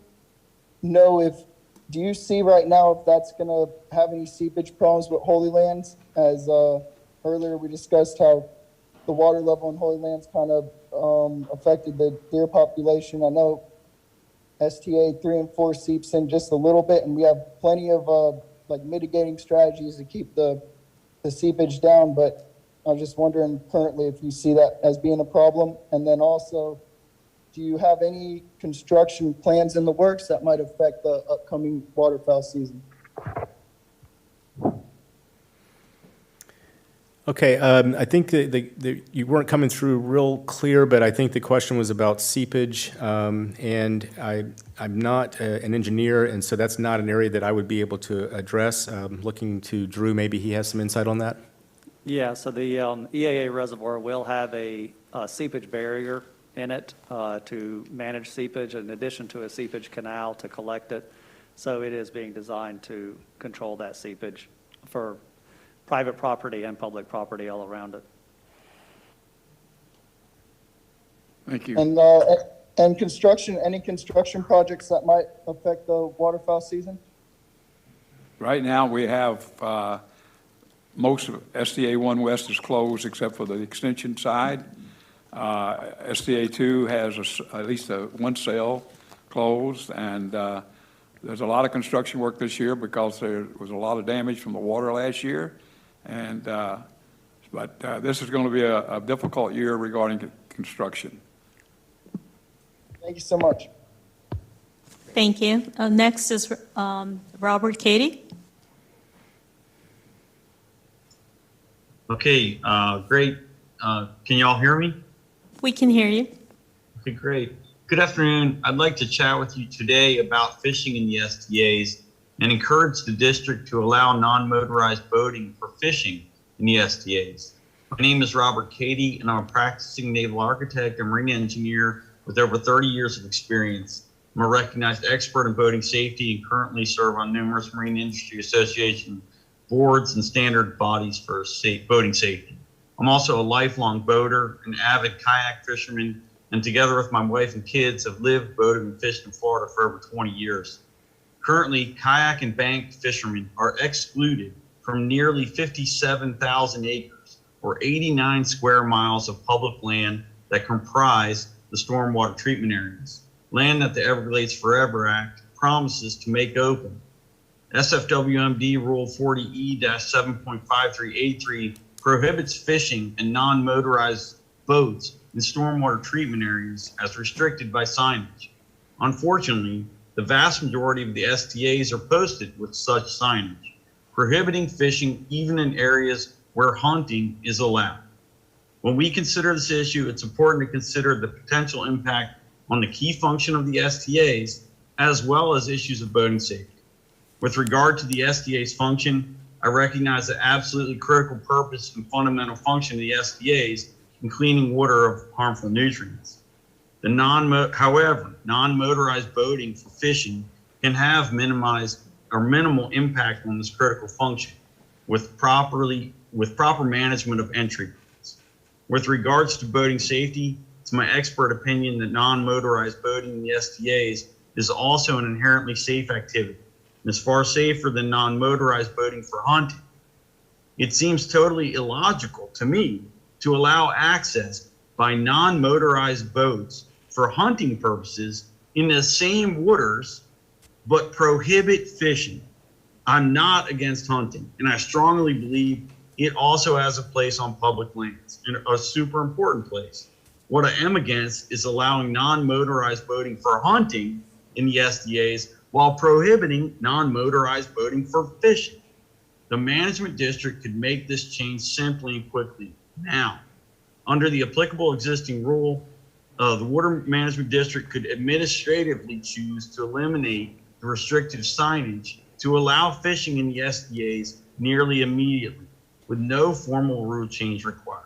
I urge the district to develop options to expeditiously open these wetlands wherever possible for fishing to me and the people of Florida. Thank you. Thank you very much. You might have a comment on that? Well, I'll start by, I'm going to pass this to Rory because I know Rory Feeney has been looking at some options there. I will say from a veg management perspective that, these, as I indicated, there's a lot of activity that's going on in the cells, constant management. We have a lot of airboats out there for contractors that are doing planting and herbicide applications in some cases, and so that has in the past been a confounding factor, but I know that the team that's working on public use has been looking at that. Roy, do you have any comments? Thank you, Mr. Cady, and thank you, Leroy. Yes, we have, with any public recreation, we move forward step by step cautiously, and that's exactly what we're going to be doing, and looking for any opportunities, either in a pilot form or some type of special event that would increase fishing opportunities in the STAs. But as with any public recreation opportunities, we need to be doing this cautiously in a stepwise manner. I just want to comment, the district has looked real hard at this for as long as I've been involved, which is more than a decade. And the fishing opportunities are there in some places. I think some of them are already open in some places. But there's a real problem on the interior sales because usually the only really open and deep water where there's a lot of fishing is in the areas where the sensors are that does a measuring around the different structures. So it's been a bit of a problem getting fishing inside the cells. But I think a lot of progress has been made outside the cells themselves. I think 3-4 has a tremendous access point out there. So just so you know, it's not something that's being ignored. It has been looked at for a long time. Okay, Brett, we have someone else? Yes, sir. I have Kelly Ralston, followed by Mike Elfenbein.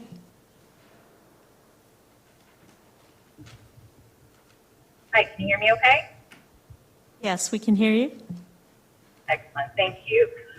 I'm Kelly Ralston, representing the American Sport Fishing Association, and I wanted to thank y'all for the great presentation and update on SDAs, and along with the previous commenter, we certainly recognize the important role that they play in Everglades restoration, and also the comments that were made as far as the district looking at options on ways to increase fishing access.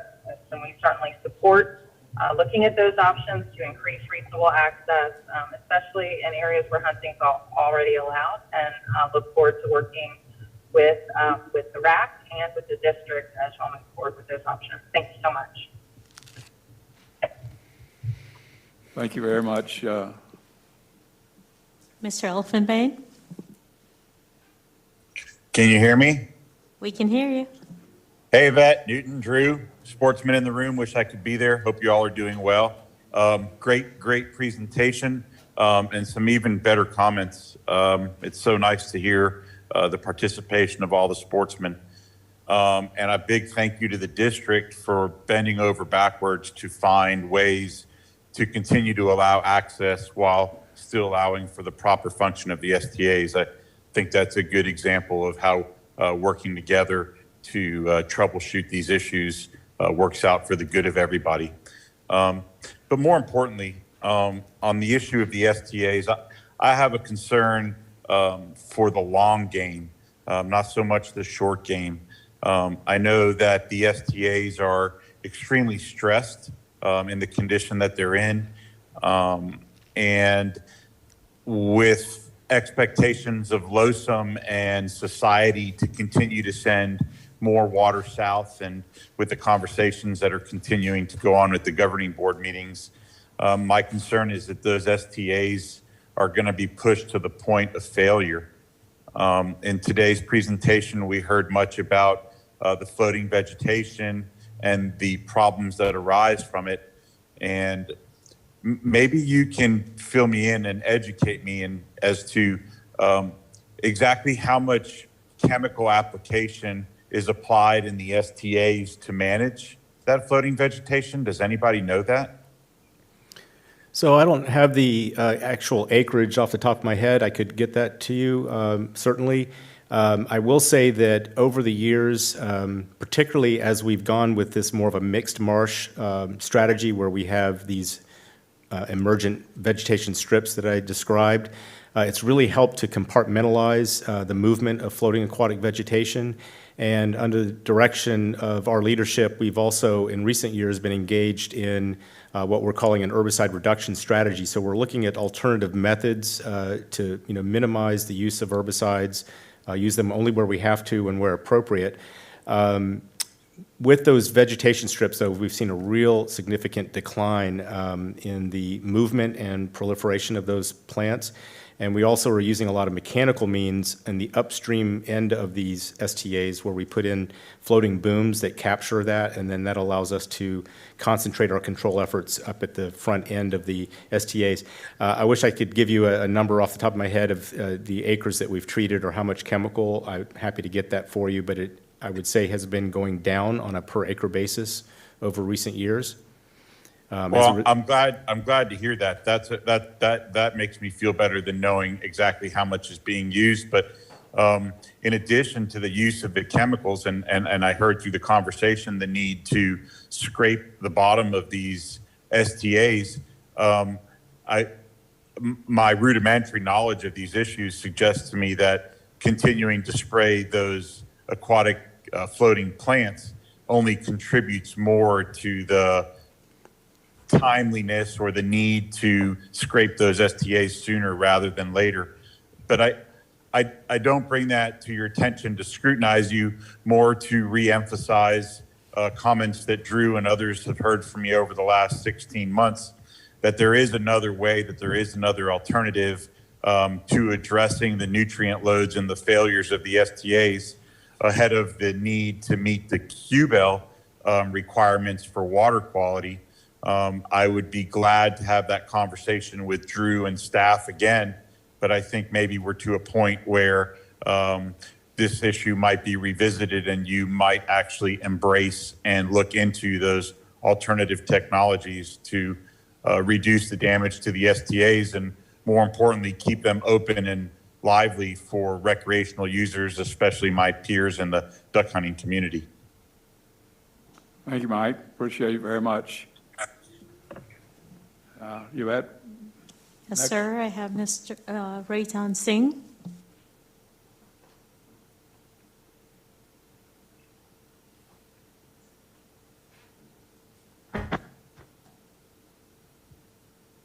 Hello. Can you hear me? Hello. We can hear you. Hello. Yeah. Everyone, this is Ratan Singh. Actually, I am Dr. Ratan Singh. I have PhD from India, but right now I'm in Florida and I'm trying to. I worked with some water treatment and in agriculture purpose. Now these days I'm just reading about the STA and water treatment program in Florida. What is so? My question is how STA can be a green technology. Somewhere I read that STA is a green technology, and how can be a green technology, although it while you are doing STA, it consumes lots of chemical. So how it can be a green technology, and can it be used in agriculture purpose?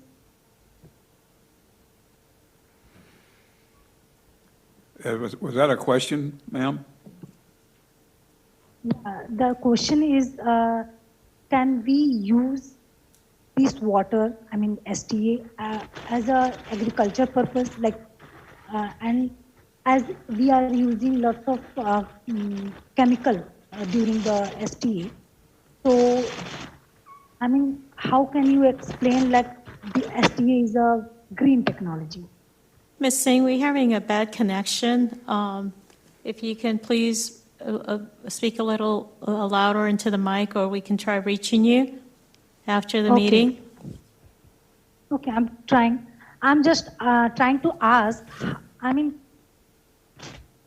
can you explain that STA is a green technology and how we can use STA in agriculture? Hope I'm audible and I can explain myself. So it's, how can we use STAs in agriculture? It's a green technology. Yeah, it's an interesting question. A couple of thoughts that come to mind. I saw a presentation a couple of years ago at one of the Greater Everglades Ecosystem Restoration conferences. The theme of the presentation was to decentralize the STA concept into our agricultural lands. The idea would be to use STAs closer to some of the point sources in the agricultural fields as a way to do pretreatment of water before it leaves the fields. Of course, most of the water that we're receiving is runoff from those types of areas, those types of land uses, as well as rural and suburban areas.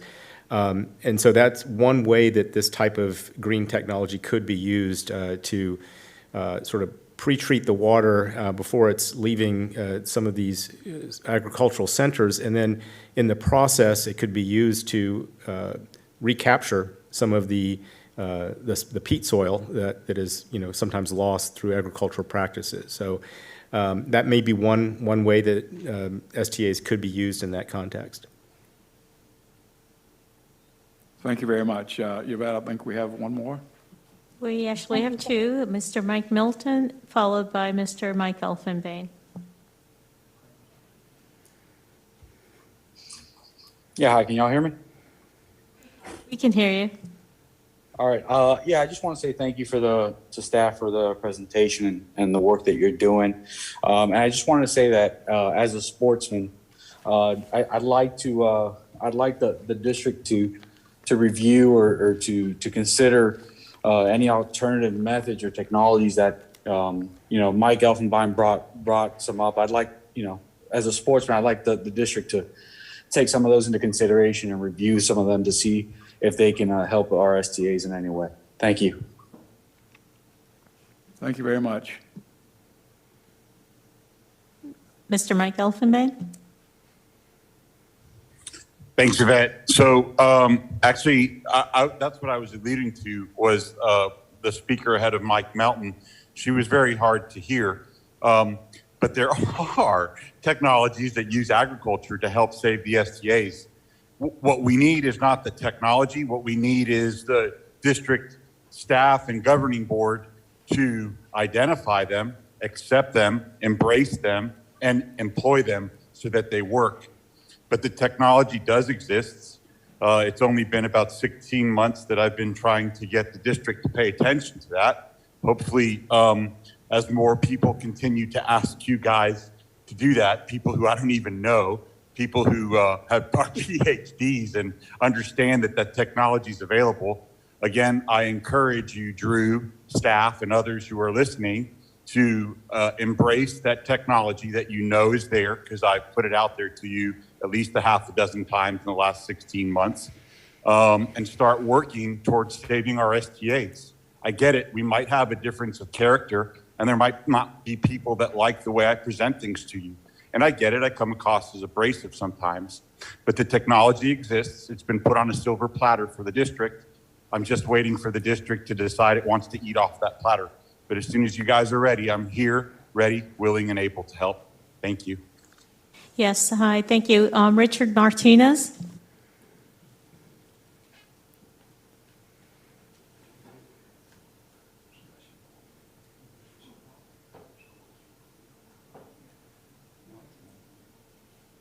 Mr. Martinez, if you can please unmute.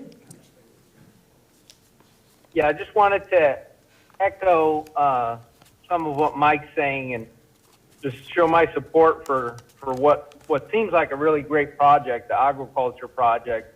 I think it, from what I've seen so far, it looks pretty promising and what it could do for these areas. And that's all. I just wanted to throw in my support for that, given the conversation that's coming up now. Thank you. Thank you. Thank you. that's the last one, and we appreciate all you folks coming in. We actually are not going to leave the SDAs. We're going to stay on the SDAs, and thank you very much. The gentleman's in the hot seat. Leroy is in the hot seat on the SDAs, and his work is very much appreciated, and we appreciate when he can find a way to help us. Hey, Newton, before James starts his presentation, I just want to introduce him to the group. James Harbaugh is our new planner scheduler, works in the recreation section under Dan Cotter. And for those of you who remember BJ, when BJ retired, James is taking over his position. So we welcome him to the district, and this is his first meeting, and we're anxious to hear him speak. Thank you. Yes, we do. And so the next topic is the STA waterfowl and alligator 2021-2022 hunting season update. And James, welcome. And this, I think you probably, I know it's your first live meeting, and we look forward to working with you. I can tell you that some of these projects, your predecessor, Jerry Krentz, and I went out and looked at them 10, 12 years ago, and they were still sugarcane fields or just marshes. And I look forward to working with you as long as I can, and whoever comes in behind me on these projects, because they will run well into the next decade. So welcome. And before you start, I have to just say something. We have on the STAs coming up, and this is part of your presentation subject. We have 2 Wounded Warrior hunts and a youth hunt celebration that we do each year. And these will be in 2 Saturdays in January, and the youth hunt's the first 2 Saturdays in January, and the youth hunt's, I think, the first Saturday in February. Yeah. And the FWC, that's why I'm bringing this up. Say thank you very much for the part that you play in that, because it's not easy to run these hunts. And also to the district, because without the district bending over backwards, we couldn't get these people who need special help on these hunts. And I just wanted to make that point. So, James, you're on. All right, thank you. First of all, thank you for bringing me on the team and being part of the team. I've only been here for a short while, not even a half a year yet, and it's been a phenomenal experience. And I look forward to the future going forward. It's a lot of good things have been done with this program, and I'm hoping to continue with it. I have a legacy ahead of me that I'm filling some big shoes. So without any further ado, I'm going to be talking about the schedules and the seasons on the hunt, on the STAs. The schedule is basically open Monday through Sunday, or not Mondays, Fridays through Sundays, to correspond with the Monday through Thursday works that are on the STAs by district staff, and some of the contractors for like the veg management, mowing, all these other types of activities are on the STAs to make them work. But you know, the hunters aren't the only people who are using this. I wanted to bring point that other people like the hikers, bikers, which was started on this whole meeting today, birding and so forth, are also using the properties. So we're not the only group that is out there. There's the hunters, other people as well. So the point of this slide was basically that the STAs on the district timeline are open from Fridays, Saturday, and Sundays. Then you add into the mix construction. Construction, they have timelines, and they have operations that are working with the district, and they are in the process of trying to meet these deadlines, so they oftentimes will work into the weekends, which then creates some complications as to what is open, what we cannot have open. They are construction areas, and for safety, we try to prevent people from being in there while they are working. So the STAs are closed in areas to prevent conflicts with the construction that's operating at that point.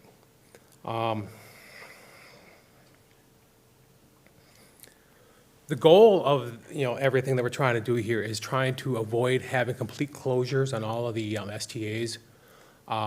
So it gets to be difficult to do that sometimes when you're trying to coordinate with everything. We already have everything closed Monday through Thursday, and then we have the working on the weekends. So in areas where we don't have working going on, we are trying to accommodate. It's not just the construction within the cells, but it's also the haul routes, getting to there, the equipment on the levees and so forth.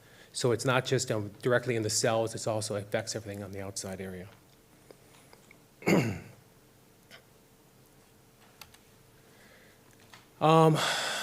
Overview of the season, if you look at the map here, the areas in blue are areas that are considered open, if you will. They're not in vegetation regrowth, or what's the word that he used? It's a vegetation stage where there's new construction that just occurred.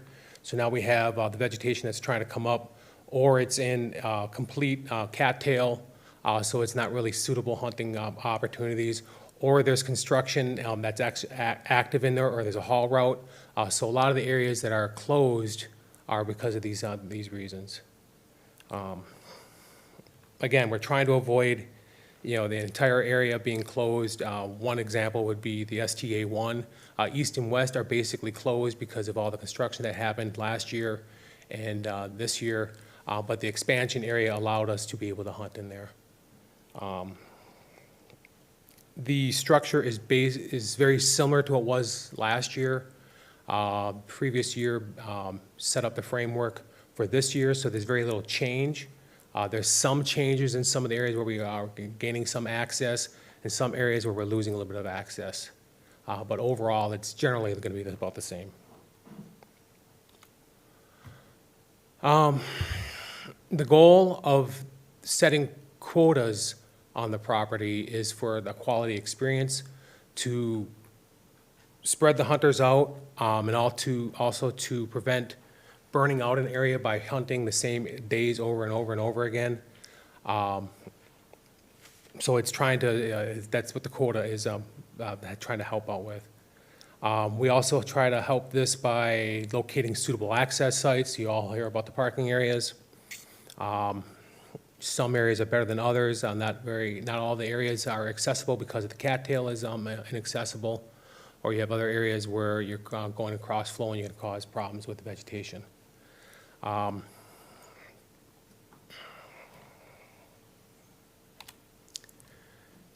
This is the meat of it, a lot of it, of our my talk is the season. FWC has the framework for the gator season. We have 4 periods starting in August, and the season has already started. Again, maybe from August 15th to 22nd is the gator season for period 1, but it's only open on Fridays, Saturdays, and Sundays, and then some areas are closed, so the quota numbers are going to be adjusted accordingly to the amount of area that we have open in those areas and how many hunting days we have as well. Slide speaks for itself. You go to the FWC website, they have a really good page on gator hunting, and that's where that's where I got all this information from, basically.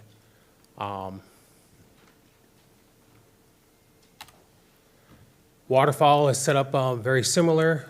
They have the seasons. One difference is some STAs are only Fridays and Sundays, some are Saturday, some are only Sunday, while the FEB is open Friday, Saturday, and Sunday. There's not a whole lot of works that were going on in there at that time. There are some changes in there as well.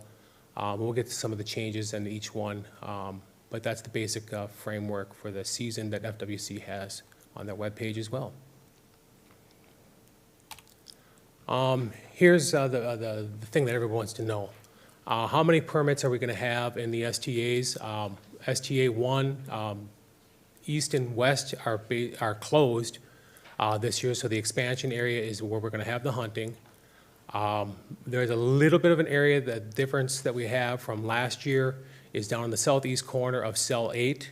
That is going to be off limits this year. They are building I believe they're building a new facility down there that the construction workers prefer that we do not go in there at all.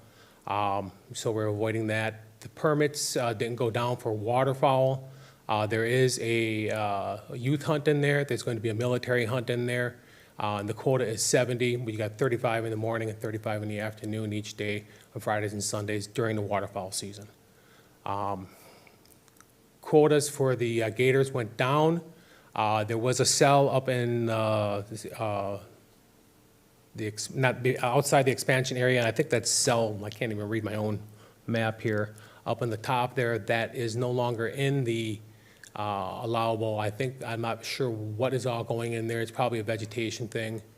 And so we lost some permits in there. We don't have the canals that the levees to be able to hunt off of, so with less space, less permits. But the acreage is just down slightly from now, but the quotas for the waterfowl is going to be the same. STA 2, there's a little bit of a change. There's down in that one cell, at cell 7, in that little triangle there, it's not necessarily the most accessible, but there are open water areas in there if people are willing to put in a little legwork to get in there. Up in the cell that was open last year, which is cell 3, on the southern portion, there was some parking areas there that we did lose some sensitivity through there with, I think it's a short circuit. It's basically a veg thing down there, and also some of the monitoring stuff that Leroy went over earlier. So it was tick for tack, try to get, in order to keep the quota, expand out to some other parking areas, maybe a little more marginal, but it also helps spread out the hunters across the landscape a little bit.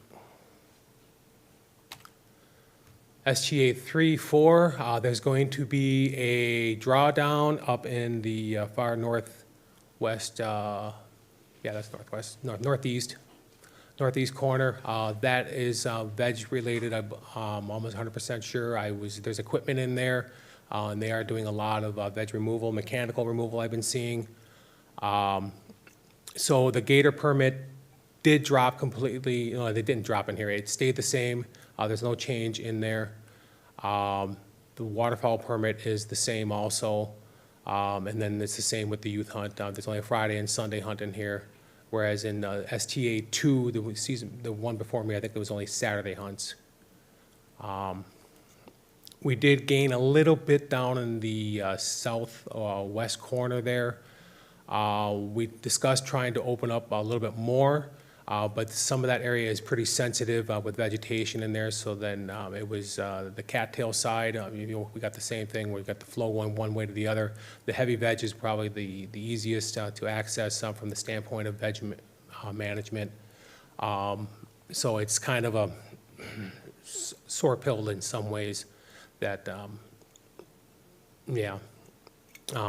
we didn't lose any other access points. We gained some. It's tick for tack again.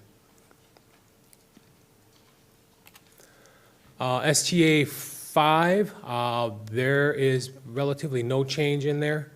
They are doing a bunch of work on the outside edge of the STA over there, so they decided to move the access back to Bloomberg again.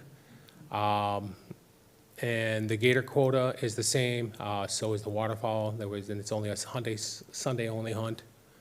So that one is, there's not much change there at all. The FEB, we're doing another change with the construction up on the northwest portion, up and highlighted in red. That is going to be closed to vehicular access. And so we're going to move the access from the northeast corner down to the, northeast corner down to the southeast corner, sorry, where the arrows are pointing. That's going to be October 1, we're going to be making that change. It's going to be down by mile marker 53. The field station has completely put in a new access. There's a new gate there, everything. We're moving infrastructure there, so it'll be a public access point again. The levee that is closed to the northwest, that was closed last year about October. The quota for the gators hasn't changed, and then neither has the quota for the waterfowl hunt. Fast and short with mine, I don't have a whole lot of information that Laura didn't already cover with a lot of things. I was just basically trying to give you the quota numbers, and there's not a whole lot of change. Acreage didn't change. It's not much going different than it was last year. Good or bad or the ugly, it's, we are hunting this year. The challenge is trying to keep it open versus closing everything. And it's a daunting task sometimes, and it's a lot of people that went forward to help us with all that. Which is why I want to thank everybody that helped me learn this as I'm going through this. This is my first year in this, and there's a lot of information that is, my head was spinning. It took me a long time to finally start to understand it, and I still have a long ways to go, and I'm hoping that I did this justice. And FWC, Justin, and everybody, that the staff internally has helped me a lot. To come to understand this, and then the stakeholders, Newton, and then I'm filling in behind with Jerry's legacy, and he did a lot for the STAs, and I can only hope to be half of what he did. So, Thank you. Any questions? Thank you, James. One thing about it, you're right. It's a lot to put your head around, because this thing all starts about Orlando and goes all the way to the Keys, and there's an incredible amount of stuff going on all the time. And so you've got your job cut out for you in the future with this stuff. I don't think we have any, I think the SCA people pretty well ran the gauntlet. Yeah, thanks for being gentle on the questions. On Zoom. There's two questions over there. You guys have any questions or comments? Bishop? Yeah, I have a question. So, we have a youth hunt in April for alligators in STA 2. Is that going to happen this year, or is that because That may of the have just been construction? missed on my graphic. As far as I remember, it's actually on the STA schedule, and I may have missed it on the graphic, sorry. Okay. Yeah, All right. it's on the schedule, and until you just mentioned it, I missed it. So that's just an oversight on my behalf, so it's going to happen. Sounds good. And, I got to tell you, losing BJ was a big blow to the sportsmen. And we all enjoyed working with BJ tremendously. And not being able to say goodbye to him in a formal meeting was another upsetting time. And then And Jerry the left. Jerry Krantz conversation I had was very disheartening, very erupt, and I can't imagine what y'all are going through. But I got to tell you, it was a sad time for us. I mean, we actually had the youth hunting program actually had a conversation with him on a conference call. So we actually got to say some goodbyes to him. But and you got some very, very extremely double-buried pair of shoes to fill. I will Yes, say I that. do. And with that said, we're firing up our youth hunts. We're gonna October 3rd. We're gonna be bombarding you for some permits here, some access permits, because we're going to town. We're gonna start mowing our grasses, our camps, and getting ready for our youth hunting program on your properties, and all 4 locations. So we'll be getting with you, and you're going to be learning a lot of new faces and Yes. a lot of new people that Jerry dealt with. So we'll say that. And then on the BJ side of it and the Dan Cotter side of it, we're looking forward to next year's project on the Kissimmee River. So we're ready to get that going back again. We got some fence posts to remove and some things to do. So we're hoping 2022 can get back to where we were a few years ago. So let's put that on the radar. Let's try to put something like that. And my dad, Dan, still is asking about when he's going to get to finish that posting those signs on the river too. So he's looking forward to that phone call also. But with that said, thank you. And it's been a pleasure working with you so far on right, the thanks. Python youth hunts and so forth. And we're going to be bombarding you. And I got to say, it was pretty quiet at STA 5 on the second weekend. There's quite a few people out there the first evening, but I had an opportunity to hunt the second weekend, and the Friday night, there was one other hunter out there. So, but we did finally tag out, and we got out of STA 5. But so very looking forward to it. And, you know, the STAs, especially STA 5, a lot of people don't realize how much wildlife is actually out there.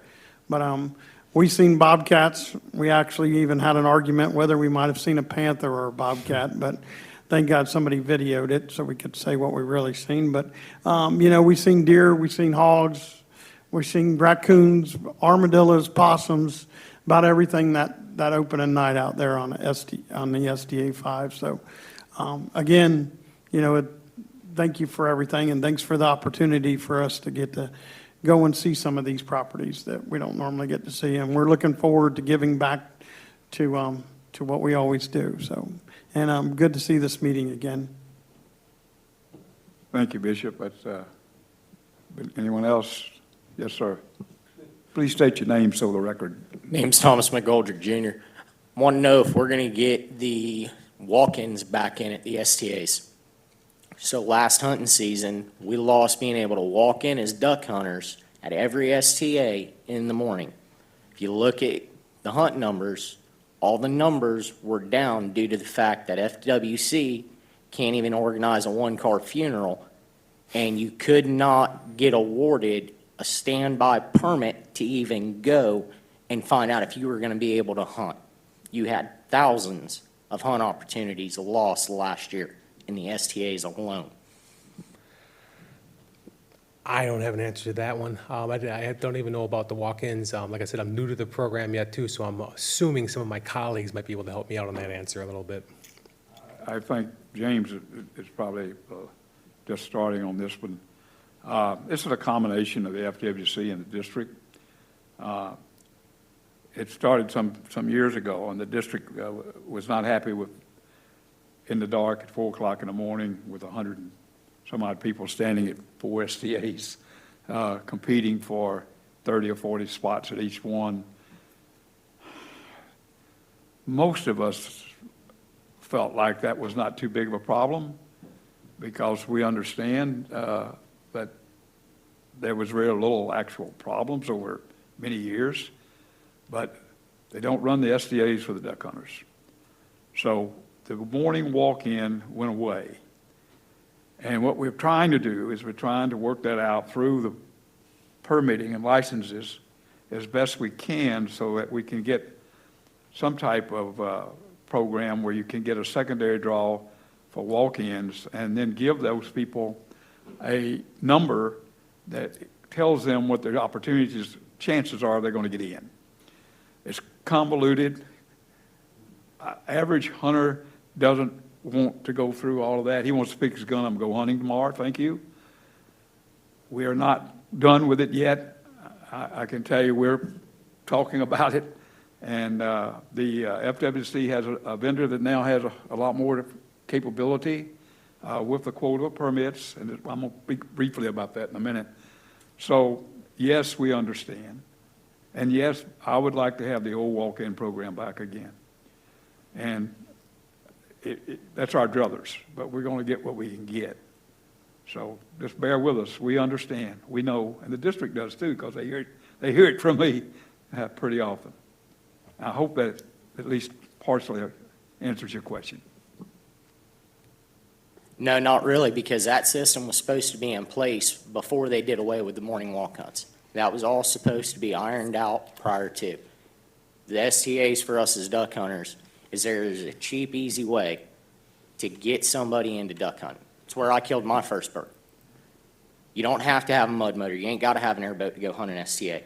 You can grab an old beat-up John boat, go hunt, and kill birds. Plain and simple. It's a cheap, easy way to get into it. And again, like I said, you had thousands of opportunities lost last year. I went to one permit in December at STA 1. We had 4 permits awarded for that hunt in our group. We had number 3, 12, 27, and 32. We were the only hunters that showed that morning to walk in. There were no walk-in permits there or anything because of the fact FWC not having that system ironed out prior to. And again, hunter recruitment, it's a big thing. And numbers being down, when hunt opportunities are being lost, you're going to have the numbers being down. and here's a person who, 2002, I think it was, fought and battled, and thank you, Audubon, because you held your hand up at the right time at the RAC meeting. We got 25 permits for Sunday morning on STA 5 for 2 people for 10 Sundays. That's 500 total opportunities. When we reached the peak, we were pushing 20,000. And although not everyone showed, we got damn close, like 15,000 people on the SDAs, are hunters, and not individuals, but hunting opportunities. We're nowhere near that today. And we know that, and I think we're all, the district and the SDA managers and everybody realize that we've lost a tremendous program, or at least it's been reduced to probably half what it was. So we know, I wish I could solve it for you. Our biggest problem with today is half of them are closed to the construction. So we're not going to fix this today. We're not going to fix it probably even next year. But I think we'll move to better times. That's all I can say. Partially answer your question. Okay. And then let me follow up 1 second. Justin, there was a lot of discussion at the TAG group, years ago, how to, resolve some of the issues that were happening at the check stations in the morning. And you had mentioned there's a new vendor now doing the licensing system. You think there's an opportunity to do the kind of pre-draw that this gentleman spoke about and that we had talked about earlier with the new vendor who's doing the licensing system for FWC now, where someone could do a draw as a walk-in and say, okay, I'm number 5 on the walk-in. I know I'm going to get in. I'm going to show up that morning. Is that an opportunity for us to talk about again? They had that in place last year, and it didn't work. Plain and simple. I think I still have a pending draw right now from a morning walk-in. And that was supposed to be the whole ticket, right? Was you could, the night before, put your hat in for the lottery, and then in the morning, you get alerted, or right before, you get alerted. We both still have draw pending on hunts that happened. And I don't believe this is South Florida Water Management District's problem. It's just, this is compounding the issue, right? So you have duck hunters like us who, I'm average, he's okay. But we do advocate for strong water policy to our friends, and we encourage our friends to write letters because we have a strong love for the STAs. That's where I shot my first bird. And it's a great place for us to take our nephews, take his kids, and it's a great place that we love, and now we resent it. And we want nothing more than the opportunity to provide feedback and to give back and get other people involved because we want to see it grow and we want to see it prosper.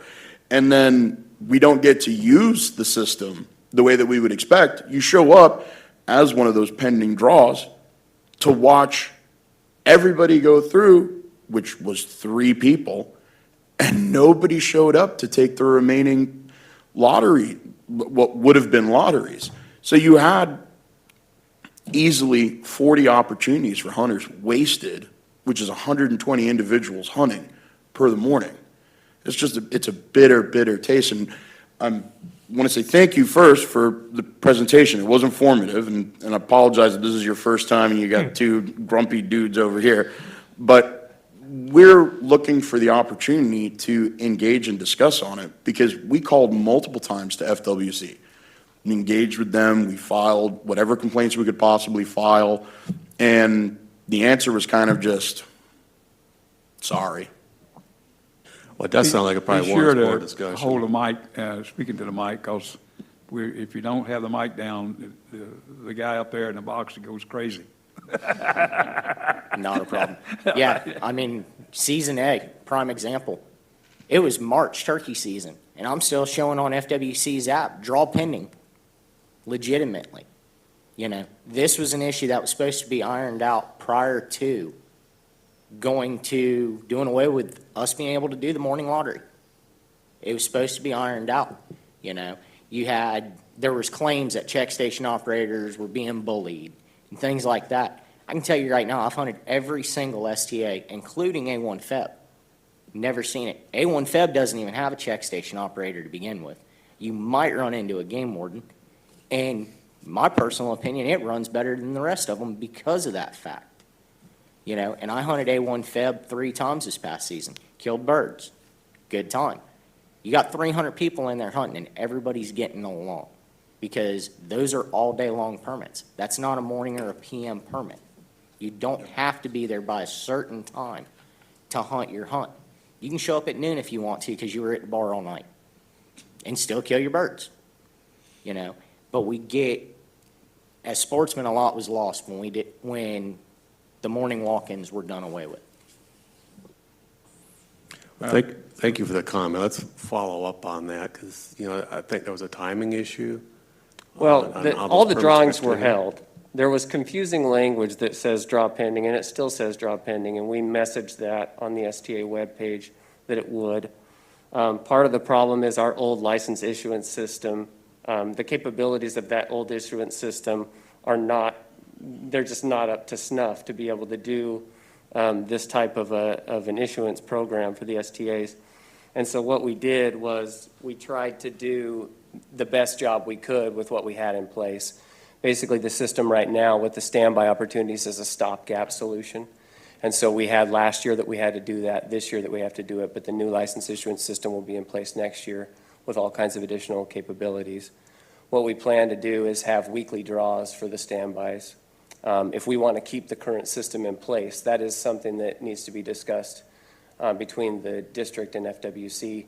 If we want to allow walk-ins to occur on site and want to have those lotteries on site, then we need to go back to the, you know, the discussion phase and decide if that's what is desired with the help of the public as well. If we want to keep it an online standby opportunity, we will have the capabilities to issue those permits on a weekly basis. The plan would be to have, it's kind of like, it's almost like a hybrid between what we had with walk-ins, what we had with standbys, and what we had originally where you could just come in, there was no lottery. You know, everybody would just stand there and it was a first come, first served thing. So they have these basically online systems where you can get in line and we can stagger it so that people can go in to the line, to the virtual line, and they can decide they can have at least one opportunity for each STA each day. So, you know, you wouldn't be able to be in two places at once, obviously, but each day you could be at a morning hunt and an afternoon hunt. And so the afternoon hunts would stay the same. We don't have the same demand with those hunts, and so we could continue doing the walk-in lotteries. With the morning hunts, the plan would be to have people be able to put in, if they wanted to put in for Friday, Saturday, and Sunday of a given weekend, they could. They could choose between those, but they would only be able to be awarded one per day, like I said, because they couldn't, you know, one per morning, obviously.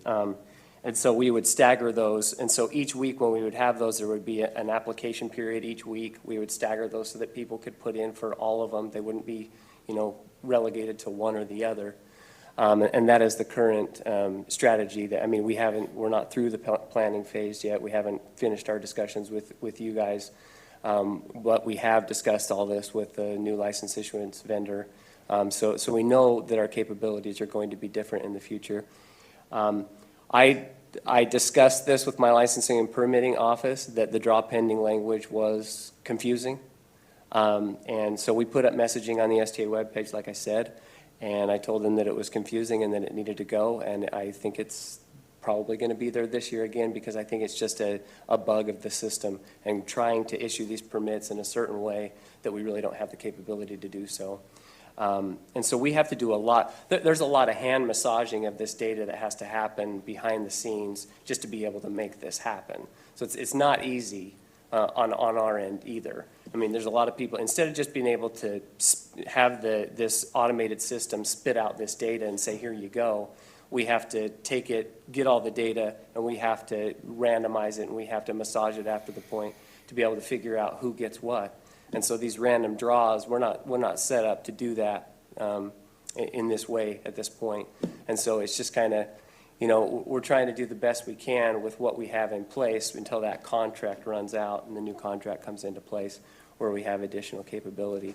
But I sympathize with it. I'm a hunter myself, and having that thing that says draw pending and having the hunts that say sold out, the ones that are not being offered, like these are things that I've talked to them about, that they're confusing.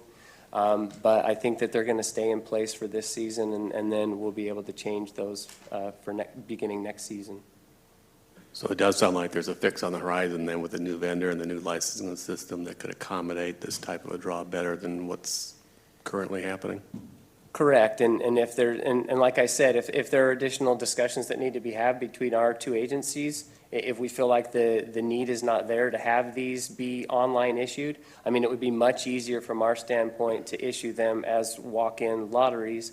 But if there are other extenuating circumstances that cause that to not be a desirable goal, we will be able to issue the standbys much more efficiently and make it, the good thing about having that, those drawings on a weekly basis as well is because once people learn the new system and they figure out how it all works, they're going to have a lot better idea of whether the waterfowl conditions are good, you know, whether the migrations are timing well, whether the weather's going to cooperate, whether they've got work off or whatever, 3 days ahead of schedule rather than, you know, a few weeks or a few months ahead of schedule like we used to issue permits. Because part of the problem was we have a lot of no-shows, because when you issue those permits 2 or 3 months ahead of schedule, you know, when the hunts are scheduled, a lot of times people have things that come up and they can't make it, or they read the forums and it says there aren't any ducks right now, or it's a bluebird day and there's no wind or no weather and they don't want to, you know, there might be other reasons that they don't show up to come hunt.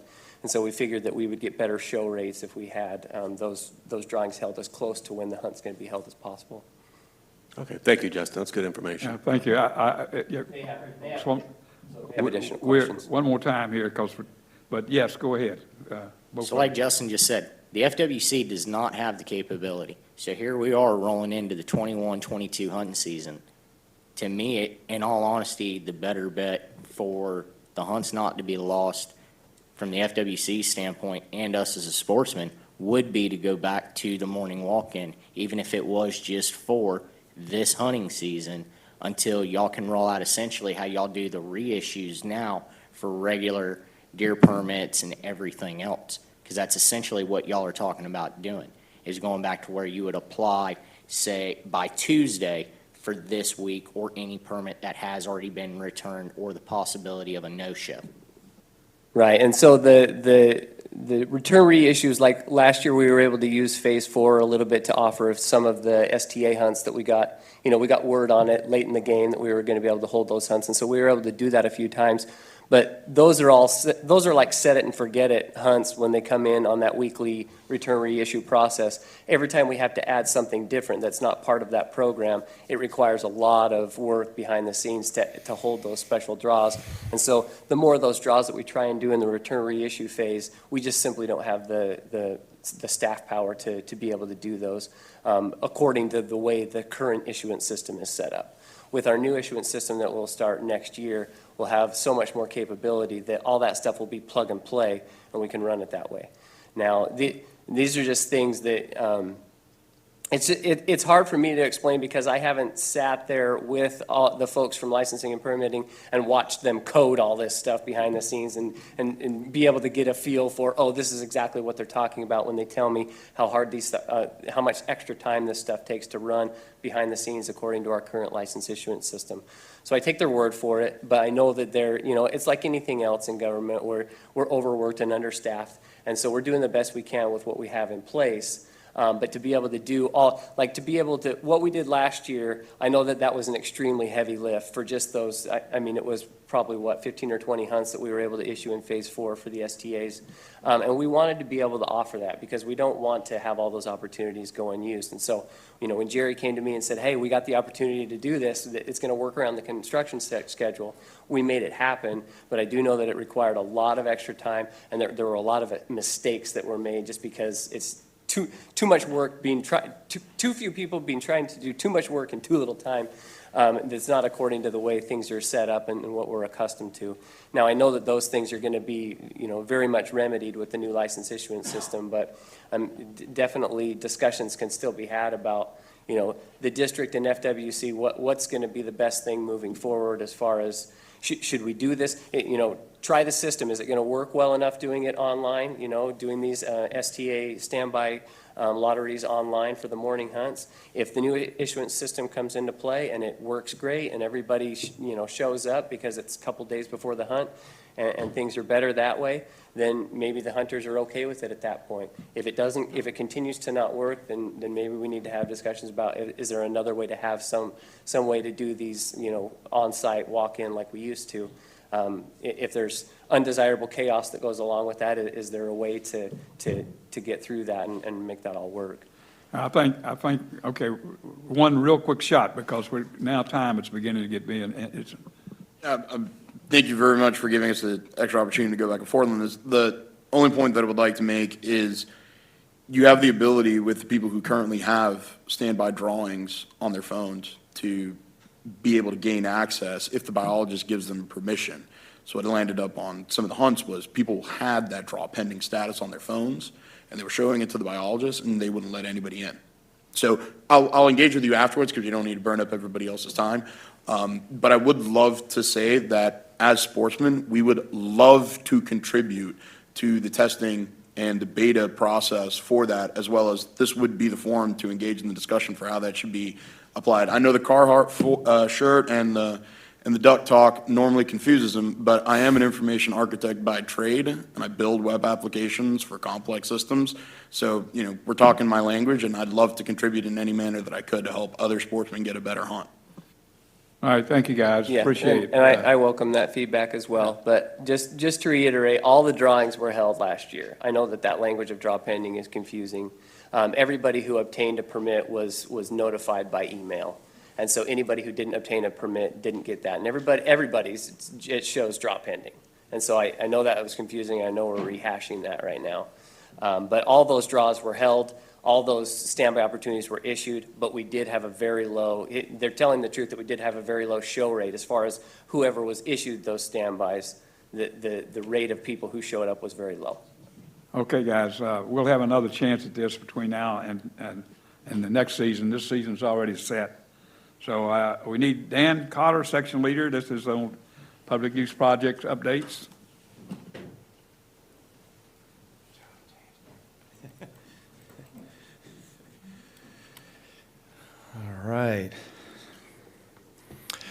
All right, good evening, everyone. Dan Cotter here from Land Stewardship Section, and I'll go through, I'm the last presentation, and I know we're getting close to time, so I'll go through this quickly. I'm going to bounce around all over the district, and, what's really neat, and we've heard some of it today, is all the incredible projects that are going on throughout the district, and I can only touch on some of them, but the important thing to know is whether it's a district project or a district and core partnership project, that there's recreation planners that are part of that process. It's integral, so even if it's in the planning stages, we're part of that process to make sure that we have access and recreation. All right, so I'll go ahead and start. James had mentioned this real quick, but this is important. The A1 FEB, located in southern end of Palm Beach County off US 27.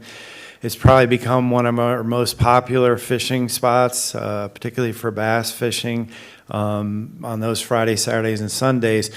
So a lot of people come in here, and I'd ask that everyone in the audience, and particularly online, just get that message out that come October 1st, due to the construction haul route that takes place up in the north to the AA for the A2 STA right now, which is good stuff for our future, but the permitted access will change October 1st down to the southeast corner there. And I want to thank the field station.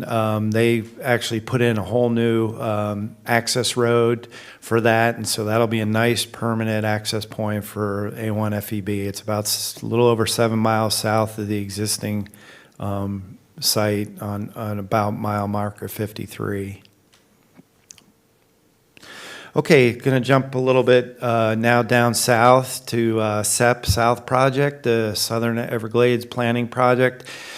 there's just a whole suite of projects going on down there. Some of them actually came up today.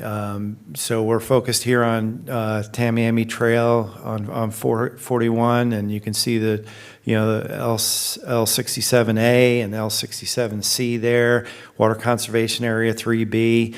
I'm going to focus this little next couple slides on the new S33 water control structure. I just want to mention too that, again, there's a suite of projects going on down there. The S356 East and S344, which are in the intermediate design phase with the Corps. We'll be following that closely, of course, from a recreation standpoint, and I should have more in future presentations to talk about that. We're working out set that those, there's some important boat ramp access there that continues during construction, but I'll have more information on that hopefully at future meetings. So to focus on the down by the S33N, which is there in the photo, we've got a lot of construction on the L67 levees that are underway.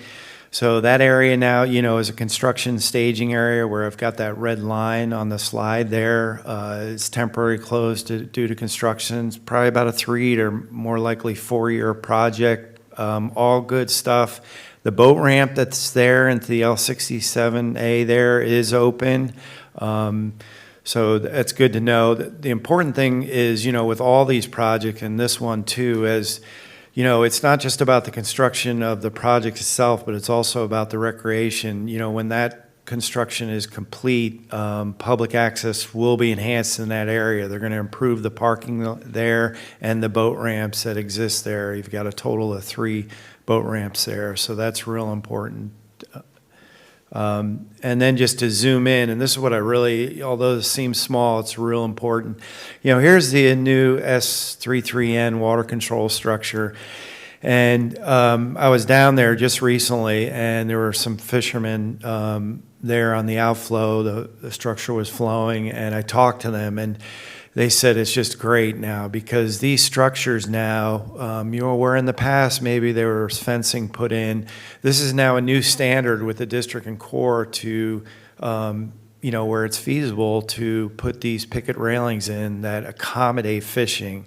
And this young guy who was there fishing said he goes there now all the time. He was catching 3 to 4 pound bass. So something good to see in this structure, but it's something good also to see in the future that these structures will have these railings here that accommodate fishing. Okay, to jump over to the west side of Lake Okeechobee, here's the Lake Hicpochee project and talk about phase 2.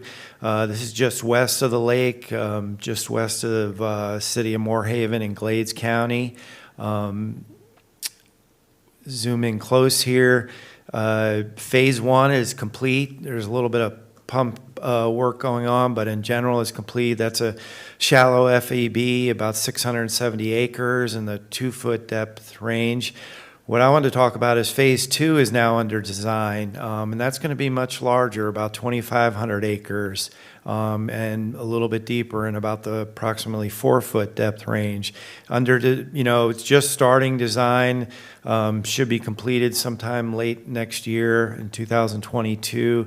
The important part for us to know is that in addition to phase 1, there'll be recreation planning that takes place on this phase 2 Lake Hicpochee project. There'll be a parking area, small boat and canoe and kayak ramp access. I look at it as a lot like a small version of the A1 FEB. We plan on putting a picnic shelter or if not a couple in place there, kiosk, signage.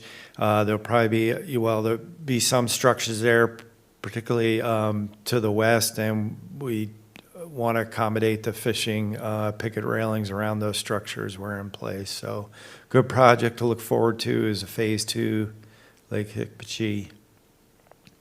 The C44 project, we've been getting a lot of questions about that from whether it's this meeting or just, phone calls and emails about what's going on. What a great project this is going to be.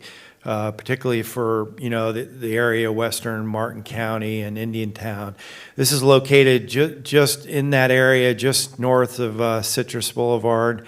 The reservoir up in the northwest portion is about 3,600 acres, and the STA over which lines the whole eastern side is almost 6,500 acres. Important thing to know, and try to get across to people as they call or ask in meetings that, it's still a construction project, still highly active construction project on the reservoir in particular, which is getting close to wrapping up, and the intake canal. And you look in this picture here, the top portion of that, we were out there in the reservoir, and you get the idea how much water is going to be in there. This is the outflow structure, and those windows per se that are there is where the water will flow in. They were doing some testing there and actually pumping water into that outflow structure. So something really good to look forward to, but it's a little bit of ways for the reservoir. It'll basically start the filling operation later this fall after they do some dam safety monitoring requirements. And then they'll go into what's called an operational testing phase, which will be complete by late 2022. Now, the STA construction in general is complete, so this is something to look forward to. And it kind of goes back to some of the points that Leroy made. I mean, the construction's complete, but of course the veg management side of the house is getting this under, a new STA operational and testing phase, and which means, to get some of the plants established in the right areas, stop any possible short circuiting, and get the area managing properly as an STA. So looks beautiful out there. I think we're going to have some great opportunities out there. Obviously, the whole area is still a construction area, but what I think we can look at is maybe next year to be determined is having some managed recreation opportunities.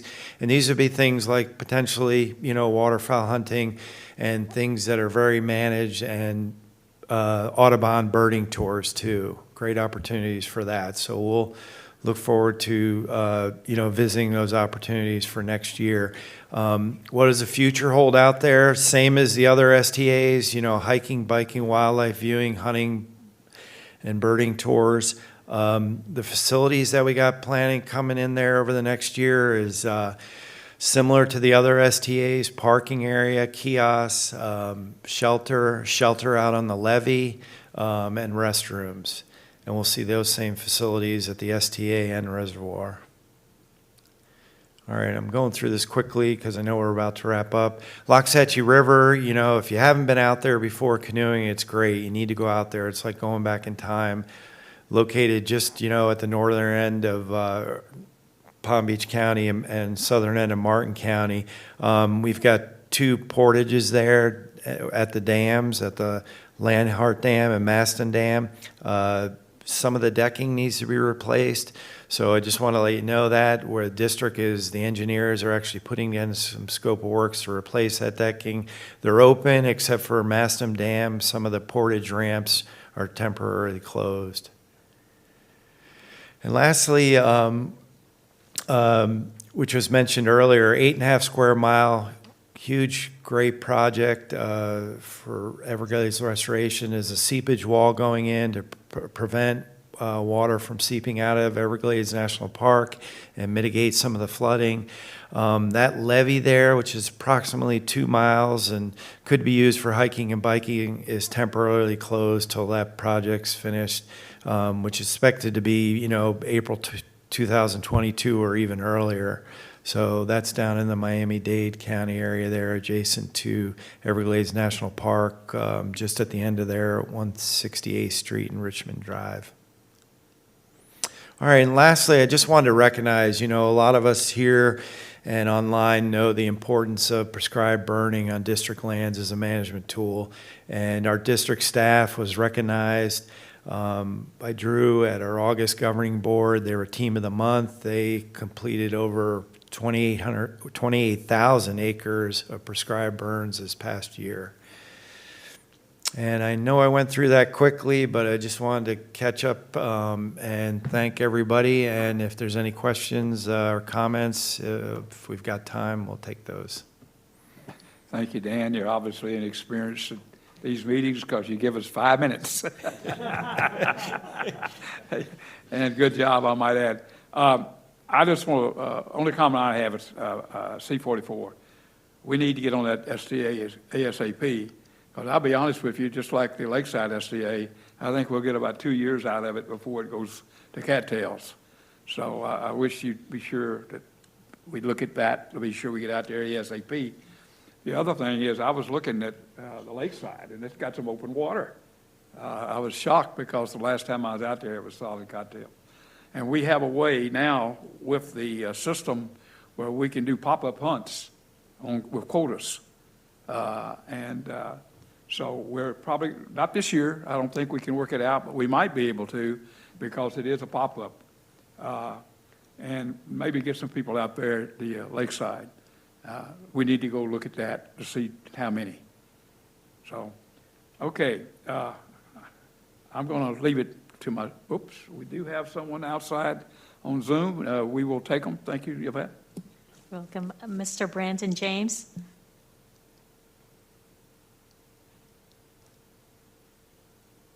Can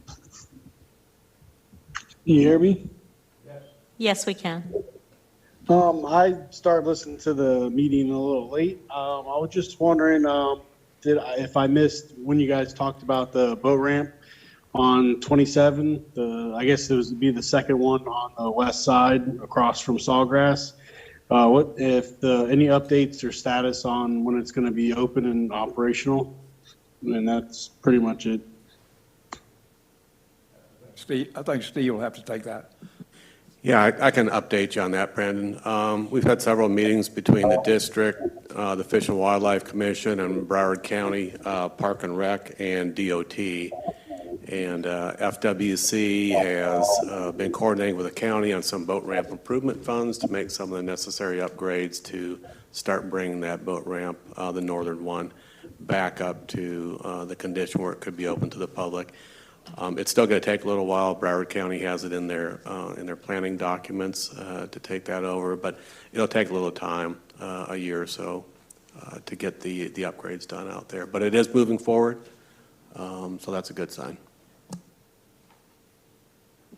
Did that answer your question, sir?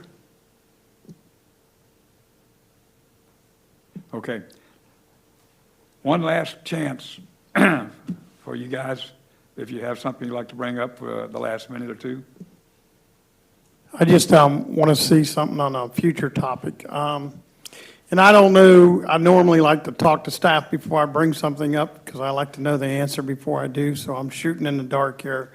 But there's, we lost access to the north side of Lake Kissimmee on the west side with Thomas Landing being sold to a private enter. But I was wondering what the chances of putting a port or something in there. I'm sure y'all are aware of it, because I know there's problems with one of the other ramps that were in there. But maybe we could look into some kind of porting situation where we could get some access back into the lake on that north side. And I'll be glad to talk to y'all afterwards, or whatever, but maybe we could have a discussion on that. That's a good point. Because anyone else?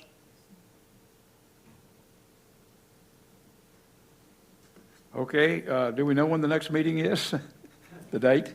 December. It has to be, I can look real quick, but I can also send it out to all of you. Okay, but it will be December, probably the second Monday, right? Yes. Okay. All right, folks, thanks for everybody. Thanks for the folks out on Zoom. The meeting is adjourned.